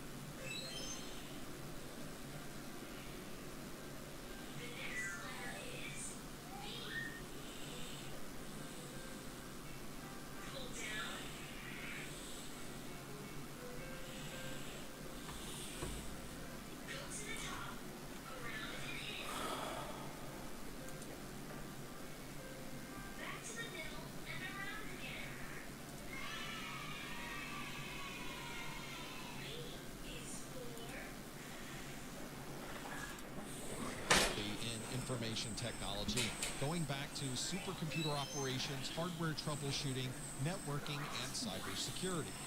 I take all of the experience that I've had throughout my IT career, and I build IT training courses to help others get a job or get a better job. This course covers 2 exams that are associated with the A+ certification. The first is the 220-1101. We sometimes refer to this as the Core 1 exam. And there's the 220-1102 that is called the Core 2 exam. Both of these exams were released on April the 20th of 2022. This course is designed to give you everything you need to learn from the CompTIA exam objectives, and it's separated into small bite-sized videos, so you can find exactly the information you're ready to learn. You can watch a short video on those topics, and then you can decide whether to watch another video or to come back later and watch more of those. All of the videos for these courses are available on the Professor Messer website or on our YouTube channel. Every minute of every video is available in either of those locations, and nothing is held behind a paywall. You won't be asked for any registration, and there's nothing additional you need to provide. You simply need to visit one of those sites, and you can immediately start watching the training course. Our goal is to create a strong foundation of IT professionals, and we think creating this training is something that can give people an opportunity to get their very first job in IT or to move up into a better job in IT. There's no catches with this course. There's nothing extra you need to purchase and nothing you need to do extra to be able to watch the videos, and every single video is available for you to watch online for free. Some folks would like to have an offline version of this course, and there are video and audio options available for purchase. There's also some course notes you can purchase in either PDF or a physical book format that includes the text, the diagrams, and the charts that I have in all of my videos. All of these resources and much more are on my website at professormesser.com.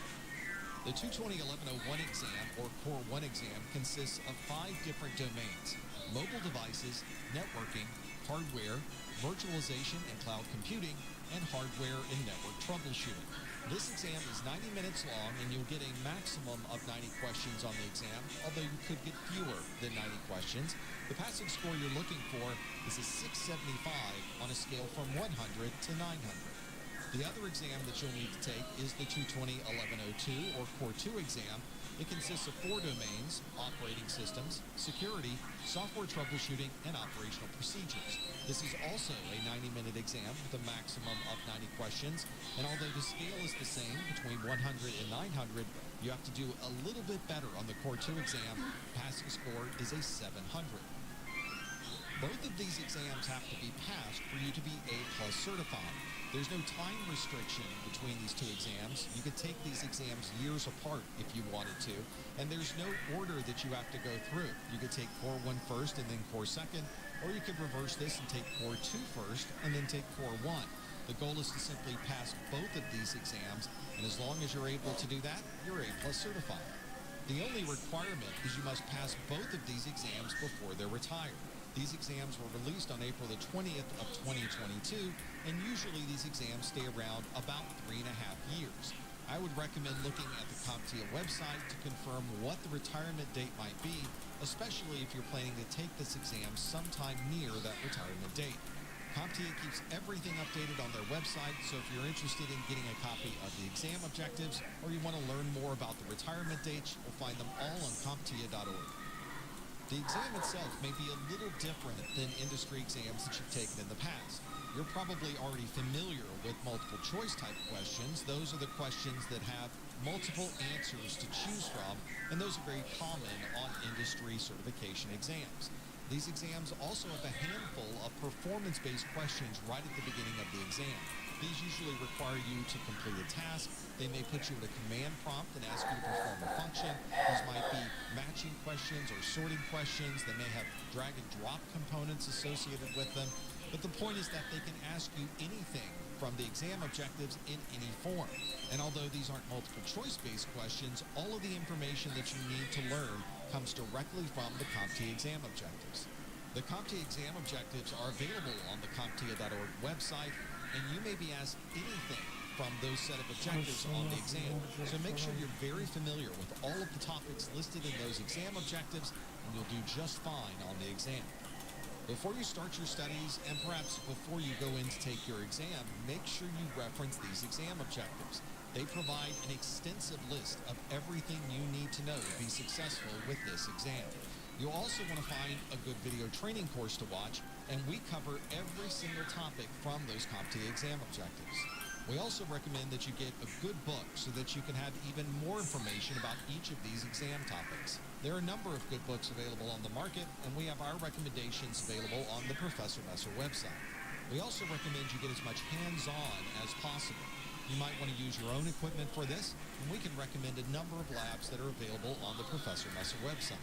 And lastly, it's always good before booking your exam that you test yourself to see just how much information you've retained throughout your studies. Make sure you try some practice exams so that you know what to expect when you walk into the exam room. You'll notice the videos in my course have a number in the title of the video. That number is associated with the CompTIA exam objectives so that you can go to the objectives, find the number you're interested in, and then locate the video about that topic very quickly. And you'll find that most books won't follow this structure, but they do provide a cross-reference between the information that's in a particular book chapter and which exam objectives are associated with those topics. This makes it very easy to find.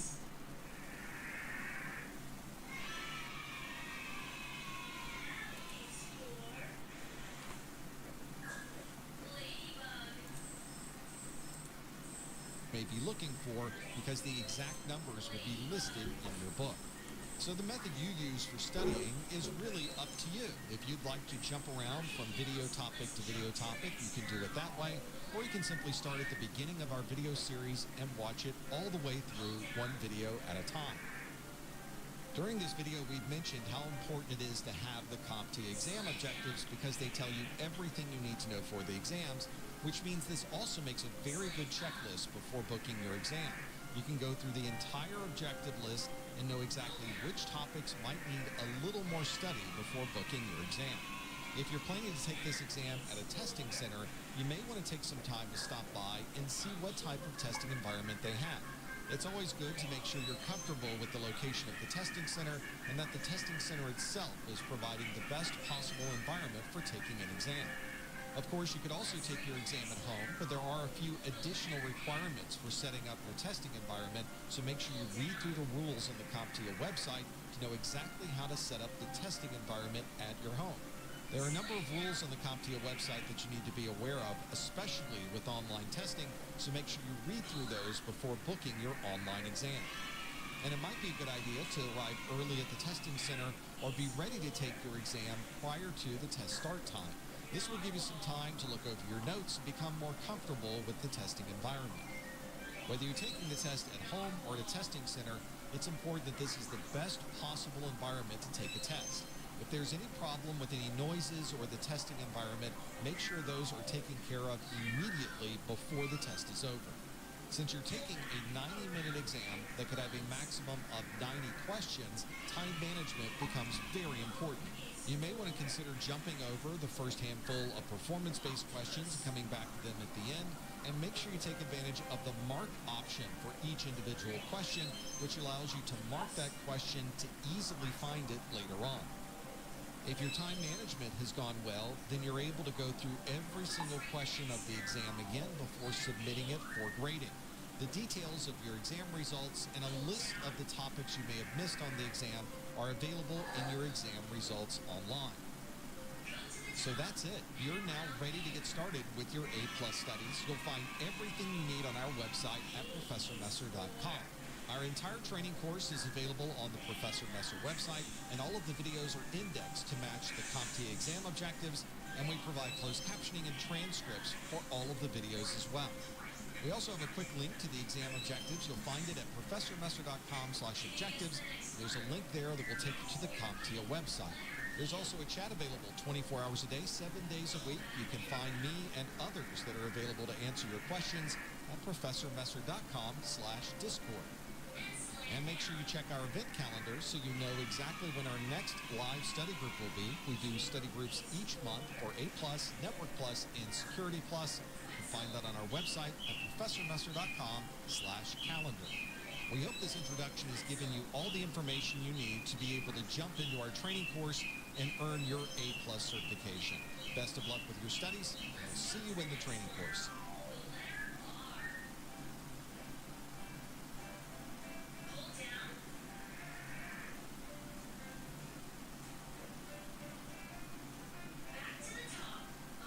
As a technician, you'll often find that troubleshooting problems with a laptop can be challenging. These are very unique computing environments that are specifically designed to fit a particular form factor. And because of that, it can be a very challenging repair if you need to get inside of that device and make a change.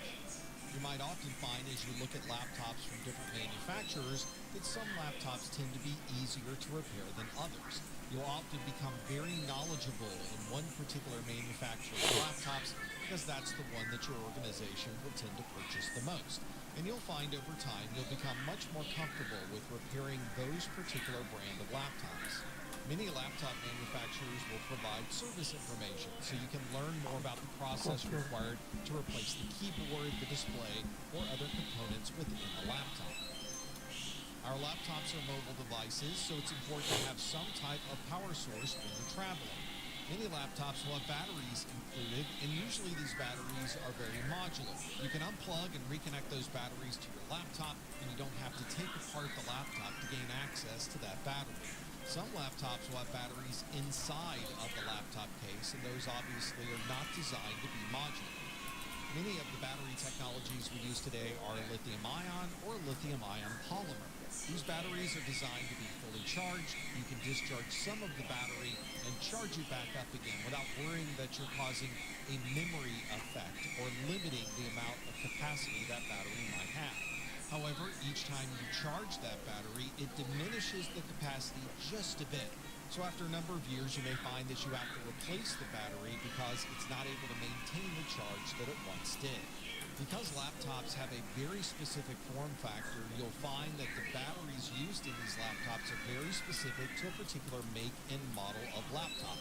So if you're purchasing a new battery for a laptop, make sure you're purchasing it specifically for that particular device.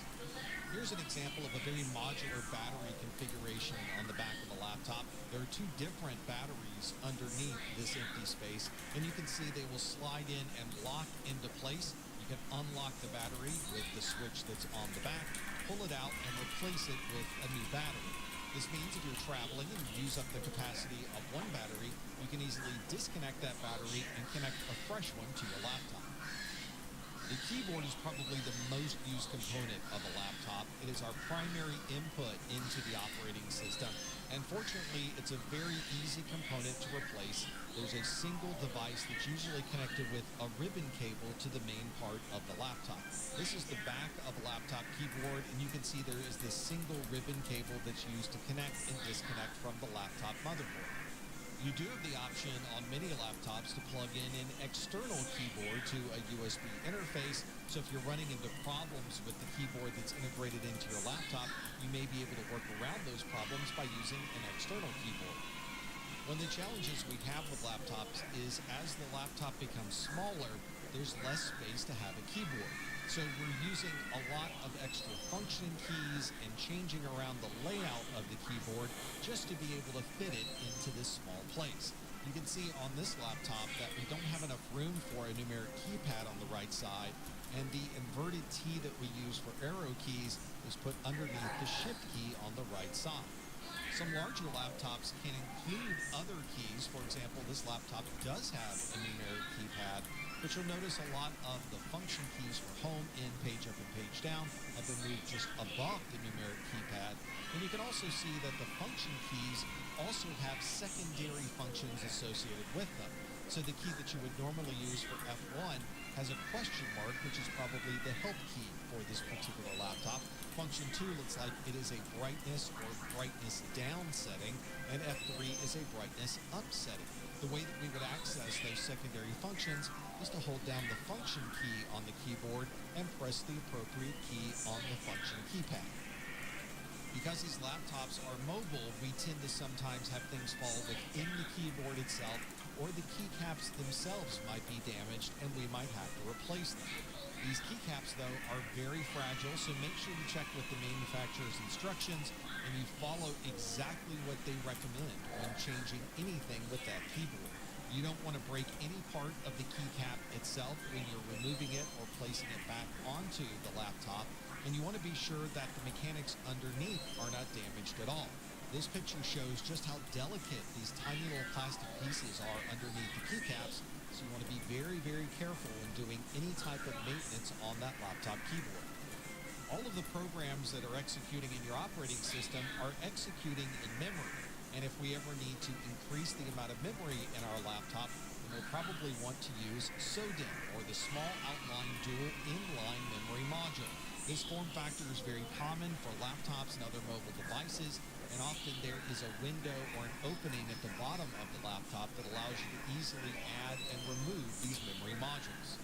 Some laptop manufacturers have decided not to create a modular way to change the amount of memory inside of the laptop. In those cases, the memory is not on a SODIMM module. Instead, it's physically soldered to the motherboard of the laptop. This means that you can't upgrade or change the amount of memory in that laptop, and if you needed to make a change to the memory, you would have to replace the entire motherboard for that laptop, and that is certainly a very costly endeavor when all you might want is additional memory in your system.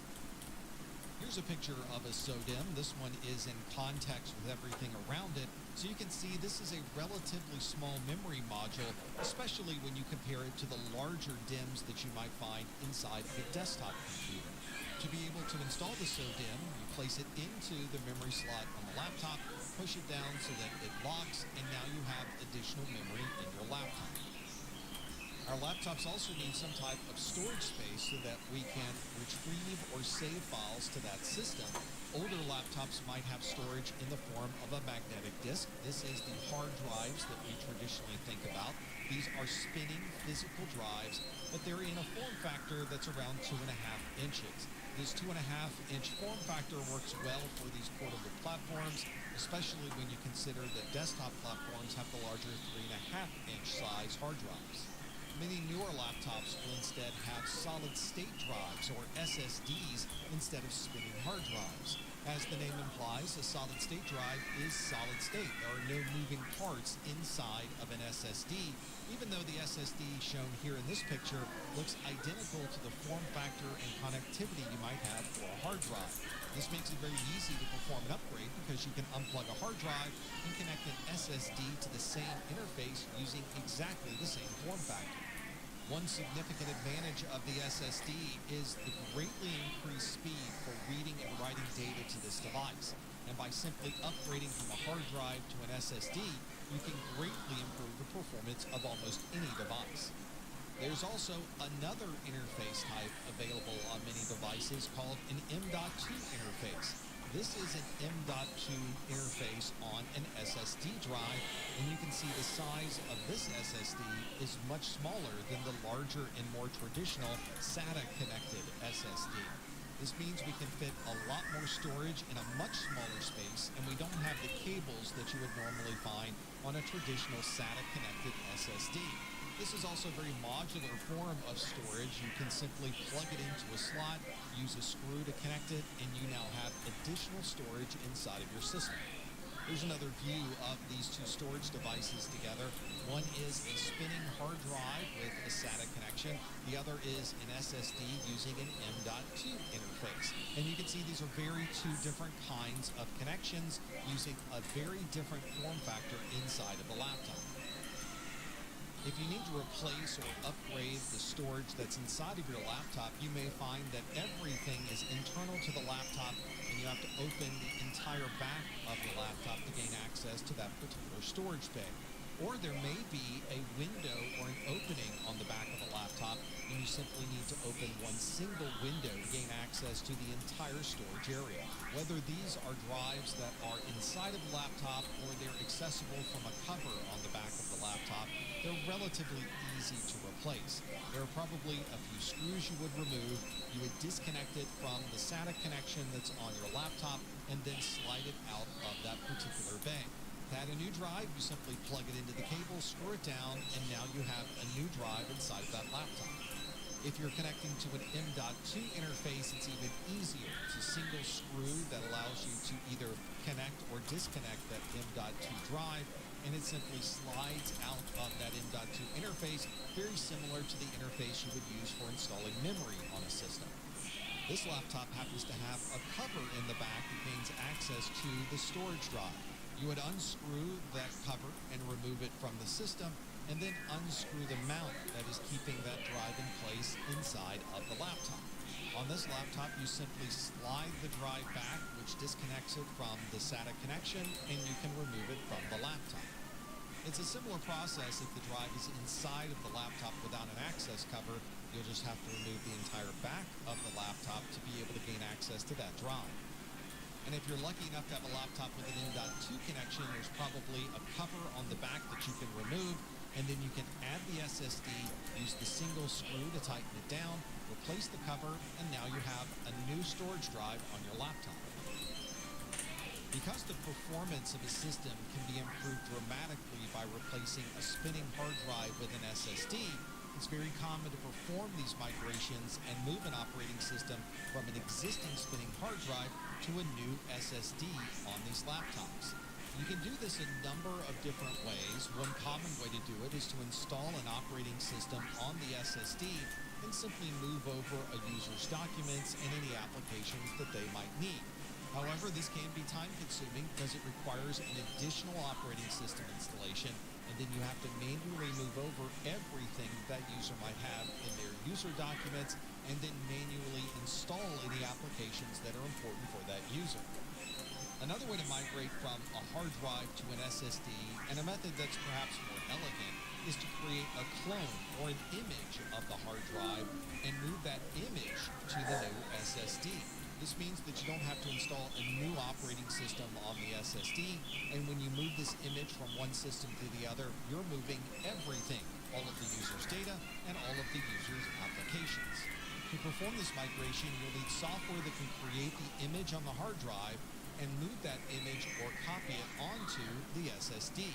There are a number of applications that can do this. Many manufacturers will include an application with the SSD that can provide this imaging function, but there are many commercial and open source options available.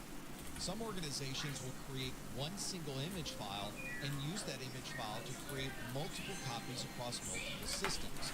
You can also perform a drive-to-drive image where there's no intermediary image file. You're simply taking everything from one system and copying it sector by sector over to the drive that's on another system. This would require that you either have two systems running simultaneously so you can perform that drive-to-drive image, or the system that you're using supports having multiple drives inside of it simultaneously. On many newer laptops, you may find that wireless functionality using 802.11 or Bluetooth connections are built into the system board or motherboard of that laptop. Older laptops may include Mini PCI or Mini PCI Express interfaces so that you can add additional wireless connectivity. For example, you could plug in one of these cards and you might have 802.11 access that will provide you with local area network coverage on wireless networks. Or this may be a Bluetooth connection so that you can connect over a personal area network to earpieces, speakers, and other Bluetooth components. This is designed to be user replaceable, so there's usually a cover that you can remove on the back of the laptop that will allow you access to the Mini PCI or Mini PCI Express interfaces. This is an older laptop that has a couple of storage bays. Here's the memory in the middle of the system. There's some cooling here for the CPU. And you can see right here on the bottom right are two Mini PCI Express interfaces. One of these is for wireless local area network, and the other is for a wireless personal area network or Bluetooth. Here's a better view of these. There's actually 3 slots available on this laptop. We're using 2 of them, one for 802.11 and the other one for Bluetooth. But there's a slot right in the middle specifying for wireless wide area network, which would be a cellular connection so that you can use a third-party cellular provider to gain access to the network when you're away from 802.11 or any other type of network. These cards are very modular, so it's very easy to slide one into a slot, push it down, and you've installed the card. For these wireless cards, there are usually antenna wires connected as well, so you would connect those to the appropriate ports on that wireless card. Our newer operating systems may provide us with additional authentication options, which can be really useful on a laptop computer. For example, instead of typing a password to gain access to the system, you might want to use biometrics. Our operating system can look at our face, it can look at our fingerprint, and be able to determine if that's really us and if we should gain access to the system. There are usually 2 components to this. There's the software in the operating system so that it can support this method of authentication, and then you'll need some type of hardware that can provide either the view of your face or the view of your finger so that it can determine if that's really you wanting to gain access to the laptop.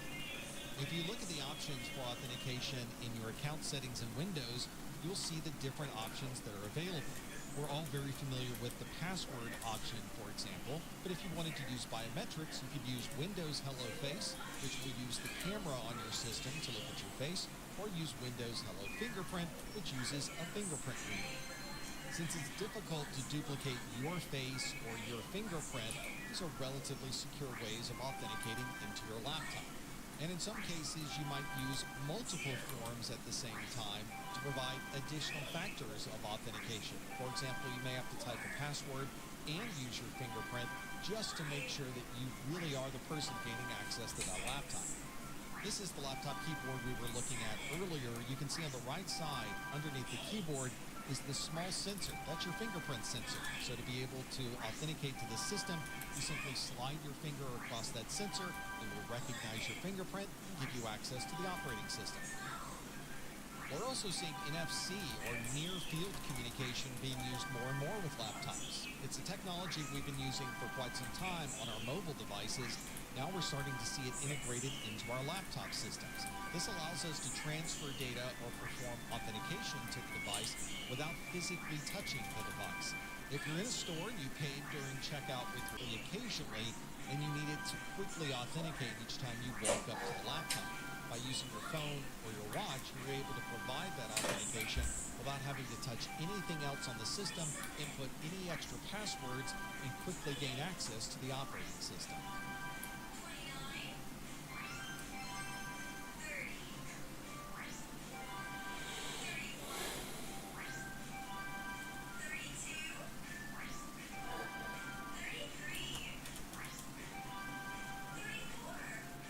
Many of the laptops we use today have an LCD display. This is a liquid crystal display where there are a series of liquid crystals associated with color filters, and there's a backlight or a light source behind all of that that shines through to give us the image that's on our screen.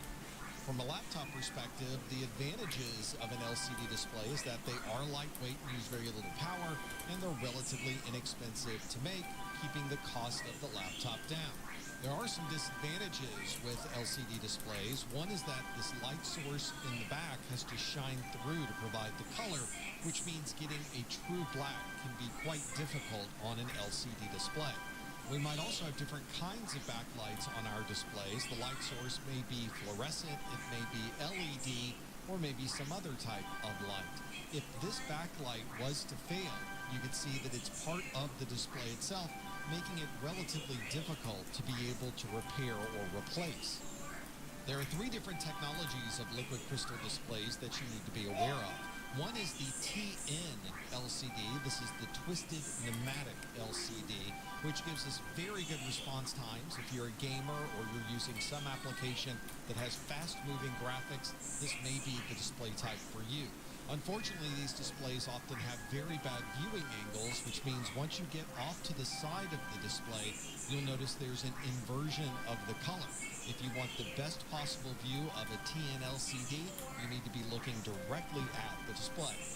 If you're looking for the best possible color representation on an LCD display, you'll want to use an IPS LCD. The IPS stands for in-plane switching. This gives you very good color representation, which is great if you're using graphics or doing some type of desktop publishing. But these are slightly more expensive than the TN, so that extra color representation comes at a bit of a cost. If you like something that's in the middle between TN and IPS, you may want a vertical alignment LCD or a VA.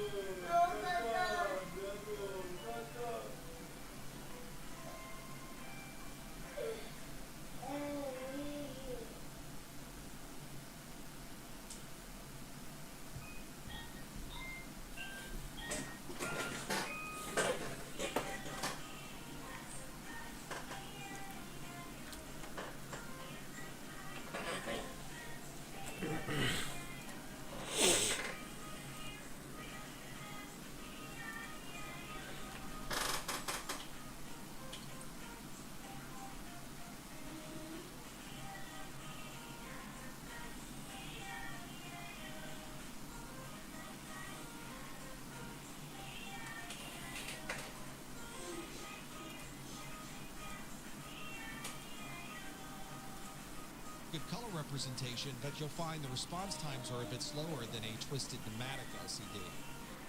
If you have a newer device, you may be using an OLED display. The OLED stands for Organic Light Emitting Diode, and it doesn't have a backlight. Instead, the organic material emits light when you provide it with a current. Because there's no backlight, no liquid crystals, these are very thin displays, and there's no glass that you would need on the front of the display to protect it. The real key is that organic material that's able to create its own light when you provide it with power. And that's what allows these displays to be very light and very thin. You'll find them on tablets, phones, and smart devices, not only because they provide such great color representation, but because they're so light and so easy to carry. One aspect of our laptop displays that we don't often think about is how they're used on wireless networks. When you open the laptop, your display is the highest component in that system, so it's a perfect place to run your wireless antennas. If you're using 802.11, Bluetooth, or some other type of wireless networking, you probably have an antenna that runs to the top of your laptop display. This creates some challenges when you are replacing the display because you not only have to remember to connect all of your video components, you have to remember to connect all of these antenna wires as well. Here's a picture of a display. This one does look a bit damaged. You can see the primary connection that we use for the video signal, but coming out of the other side of the display is a white and a black wire that's used for 802.11. You need to take care when replacing this display that you're following the same path that the previous wires took so that you can connect all of those wireless antennas to the appropriate components on the system board. This is what it looks like when everything is in place. You can see some antenna wires coming out of the system board. They're wrapping around the system, and these appear to wrap all the way into the top of this particular laptop. If we look closely, we can see wires that are used for the 802.11 network. There are some additional wires also at the top of this display. These are the wires that are used to bring the signal from the audio and video associated with the webcam. Many laptops these days have webcams integrated into the laptop itself. That's that small little hole at the top for the camera and a tiny little dot right next to it for the microphone. This can obviously be used for video capture, but it's also used for meetings and video conference calls. This makes it easy when you need to be on a Zoom call. You can simply open your laptop display and the camera built into the display will be able to show you on the call.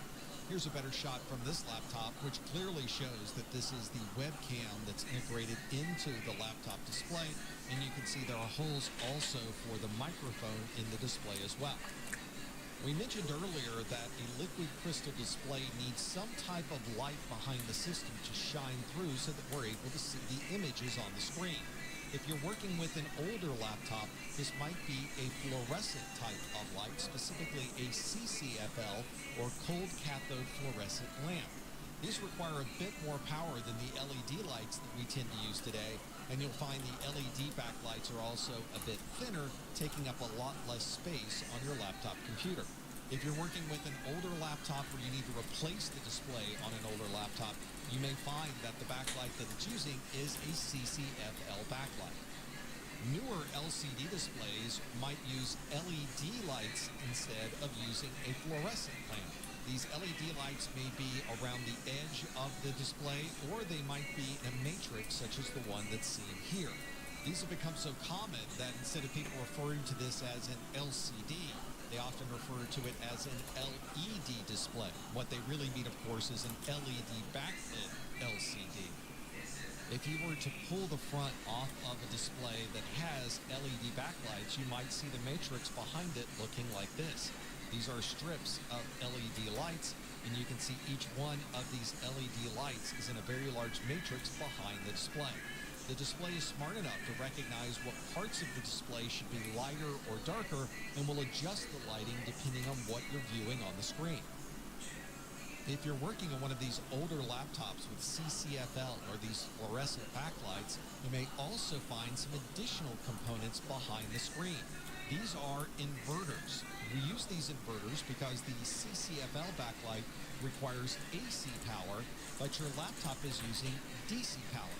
The inverters are responsible for taking that DC power, converting it to AC so that we can power those fluorescent backlights. One way to tell if your backlight has failed is to shine a flashlight directly at the screen. If you're able to make out some of the information on the screen, it's very possible that the problem is not with the display, but with the backlight behind the display. If this is a CCFL backlight, you may just need to replace the inverters and you'd be able to restore the backlight. On some systems, you may have to replace the entire display. You'll have to check with the documentation for your laptop to see what applies for your particular model. If you're using a hybrid device like this one that has a keyboard and a tablet type display, you may be able to use a very high resolution input with this stylus.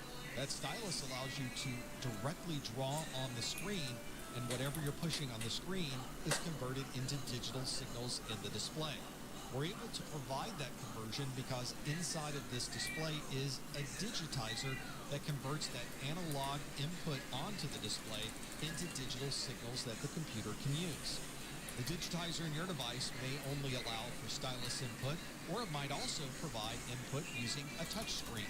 A touchscreen digitizer takes input from our finger, converts it into a digital form to be used by that system. It's a very common way to get information into a laptop or a tablet, and we can often use a keyboard, a stylus, or key presses all on the same system to perform this input function.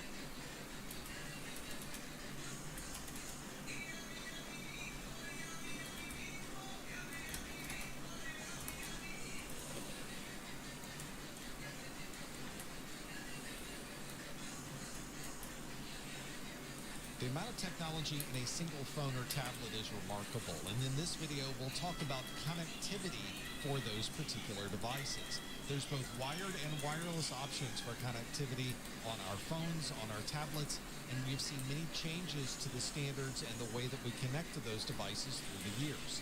We use this connectivity to perform a number of different functions, not only connectivity to the internet, being able to obtain our email and browse the net, but we also use it for backup and identification, and in some cases to synchronize our systems with all of the other devices that we use. For the majority of our phones and our tablets, we use USB or Universal Serial Bus as the primary wired connection type. USB is designed for high-speed communication, and it's often used to connect our mobile device with our computer or with a power source. You're probably already familiar with the larger Type A plug that we often see on computers. The device itself may have a different type of USB connection. If you have an older device, it may be connecting over USB with this mini B plug. Many of today's mobile devices using this type of connectivity will use the smaller micro B plug, and indeed that's a very common standard across many mobile devices. This is not the only way to connect and charge our mobile devices, but this tends to be some of the more common connections that you'll find. Newer phones and tablets use a USB connection, but it's a different type of connector, specifically a USB-C connector. USB-C is used on both devices and the computer, so types of signals over that single interface. For example, the USB-C plug may be sending DisplayPort signals. It may provide HDMI video and audio, or you may be sending Thunderbolt data over a USB-C physical connection. If you have an Apple device, you might not be using any of those USB connections. You may instead be using a Lightning connection. This is a boot pin proprietary connection from Apple, and it's commonly seen on iPhones and iPads. There are a number of advantages that Lightning has over the micro USB. One is that this Lightning connection supports a higher power output, which allows us to charge our phones and our tablets that much faster. This is also a type of connector that can be inserted either way, which was a problem prior to the advent of USB-C. What this means for you as a technician is that you'll probably have a lot of different cables in your tool bag. You might be walking around with cables that are designed for a USB, mini USB, micro USB, or Lightning connectors, just so you're able to plug in and connect to whatever you might find. Before the advent of Universal Serial Bus, we still use serial communication, but it was using different interfaces.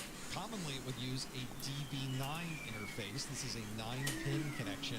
Sometimes you'll see this referred to as a DE9 connection. These serial cables commonly transported RS-232 signals, and this is a standard of communication that's been around for a very long time. You can probably still find devices in your infrastructure that use DB9 connections with RS-232 to be able to connect and view consoles on switches, routers, and other devices. Before USB was invented, this was the serial connection that we used for almost everything on our computers. So if you needed to plug in a modem or a mouse, you were probably using DB9 over this serial connection. These days, we see a lot more USB and a lot less DB9 in our environments, but if you still have an older switch or router around, you'll probably need a serial cable with a DB9 connector at the end so that you're able to configure that device. If you look at your laptop today, you probably won't even find a DB9 connector. Instead, you'll have to get a conversion cable that will use one of your USB interfaces converted to a DB9 physical connection so you can send those serial signals over to a switch, router, or anything else that might need this type of serial connection. A very popular mobile connection type is NFC. NFC is near field communication, and it's a way to send small amounts of data between devices that are located very close to each other. If you've ever gone into a store and used a payment system, or you needed to transfer information between two mobile devices, you're probably using NFC to facilitate that conversation. You can also use NFC as an access device, or something like an identification card that you could hold up to a sensor and use it to unlock an electronic door. You can't have a conversation about mobile device connectivity without including Bluetooth. It is probably one of the most popular wireless communication methods we use with our mobile devices. If you're using wireless earbuds or a wireless headset, or you're connecting to the audio system of your automobile, then you're probably using Bluetooth. You may be used to using a Wi-Fi hotspot at your local coffee shop, but you can also use many mobile phones as a wireless hotspot. You can enable that wireless hotspot functionality on your mobile phone, and now anyone around you can connect to your mobile phone over 802.11, and your mobile phone will use your wireless provider's network to be able to gain access to the internet. Not all phones support this Wi-Fi hotspot connectivity, and your phone provider may require you to pay extra each month just to enable that capability on your phone. Either way, it's another option that you can use to be able to gain access to the internet from devices that may only have 802.11 access. Either way, it's a method you can use to enable your 802.11 devices to be able to gain internet access where there may not be a public access point available.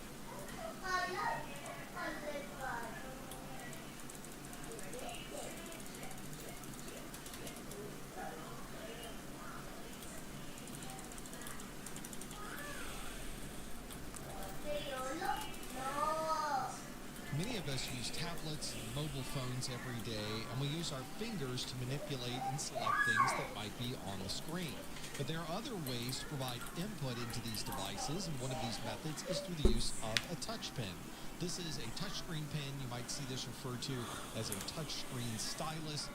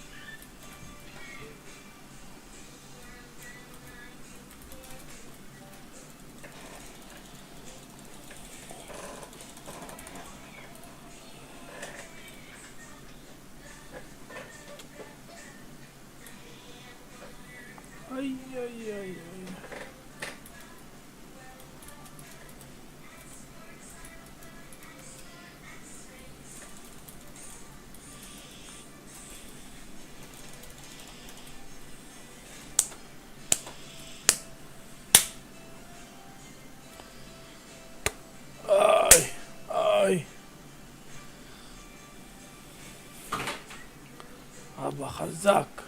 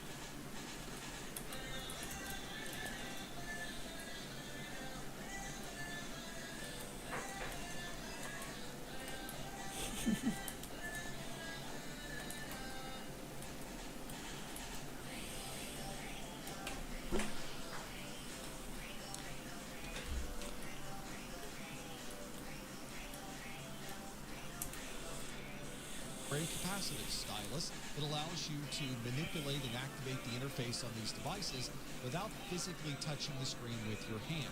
If you'd like to take notes by hand or you'd like to sign your name on the screen, you might want to use one of these touch pens.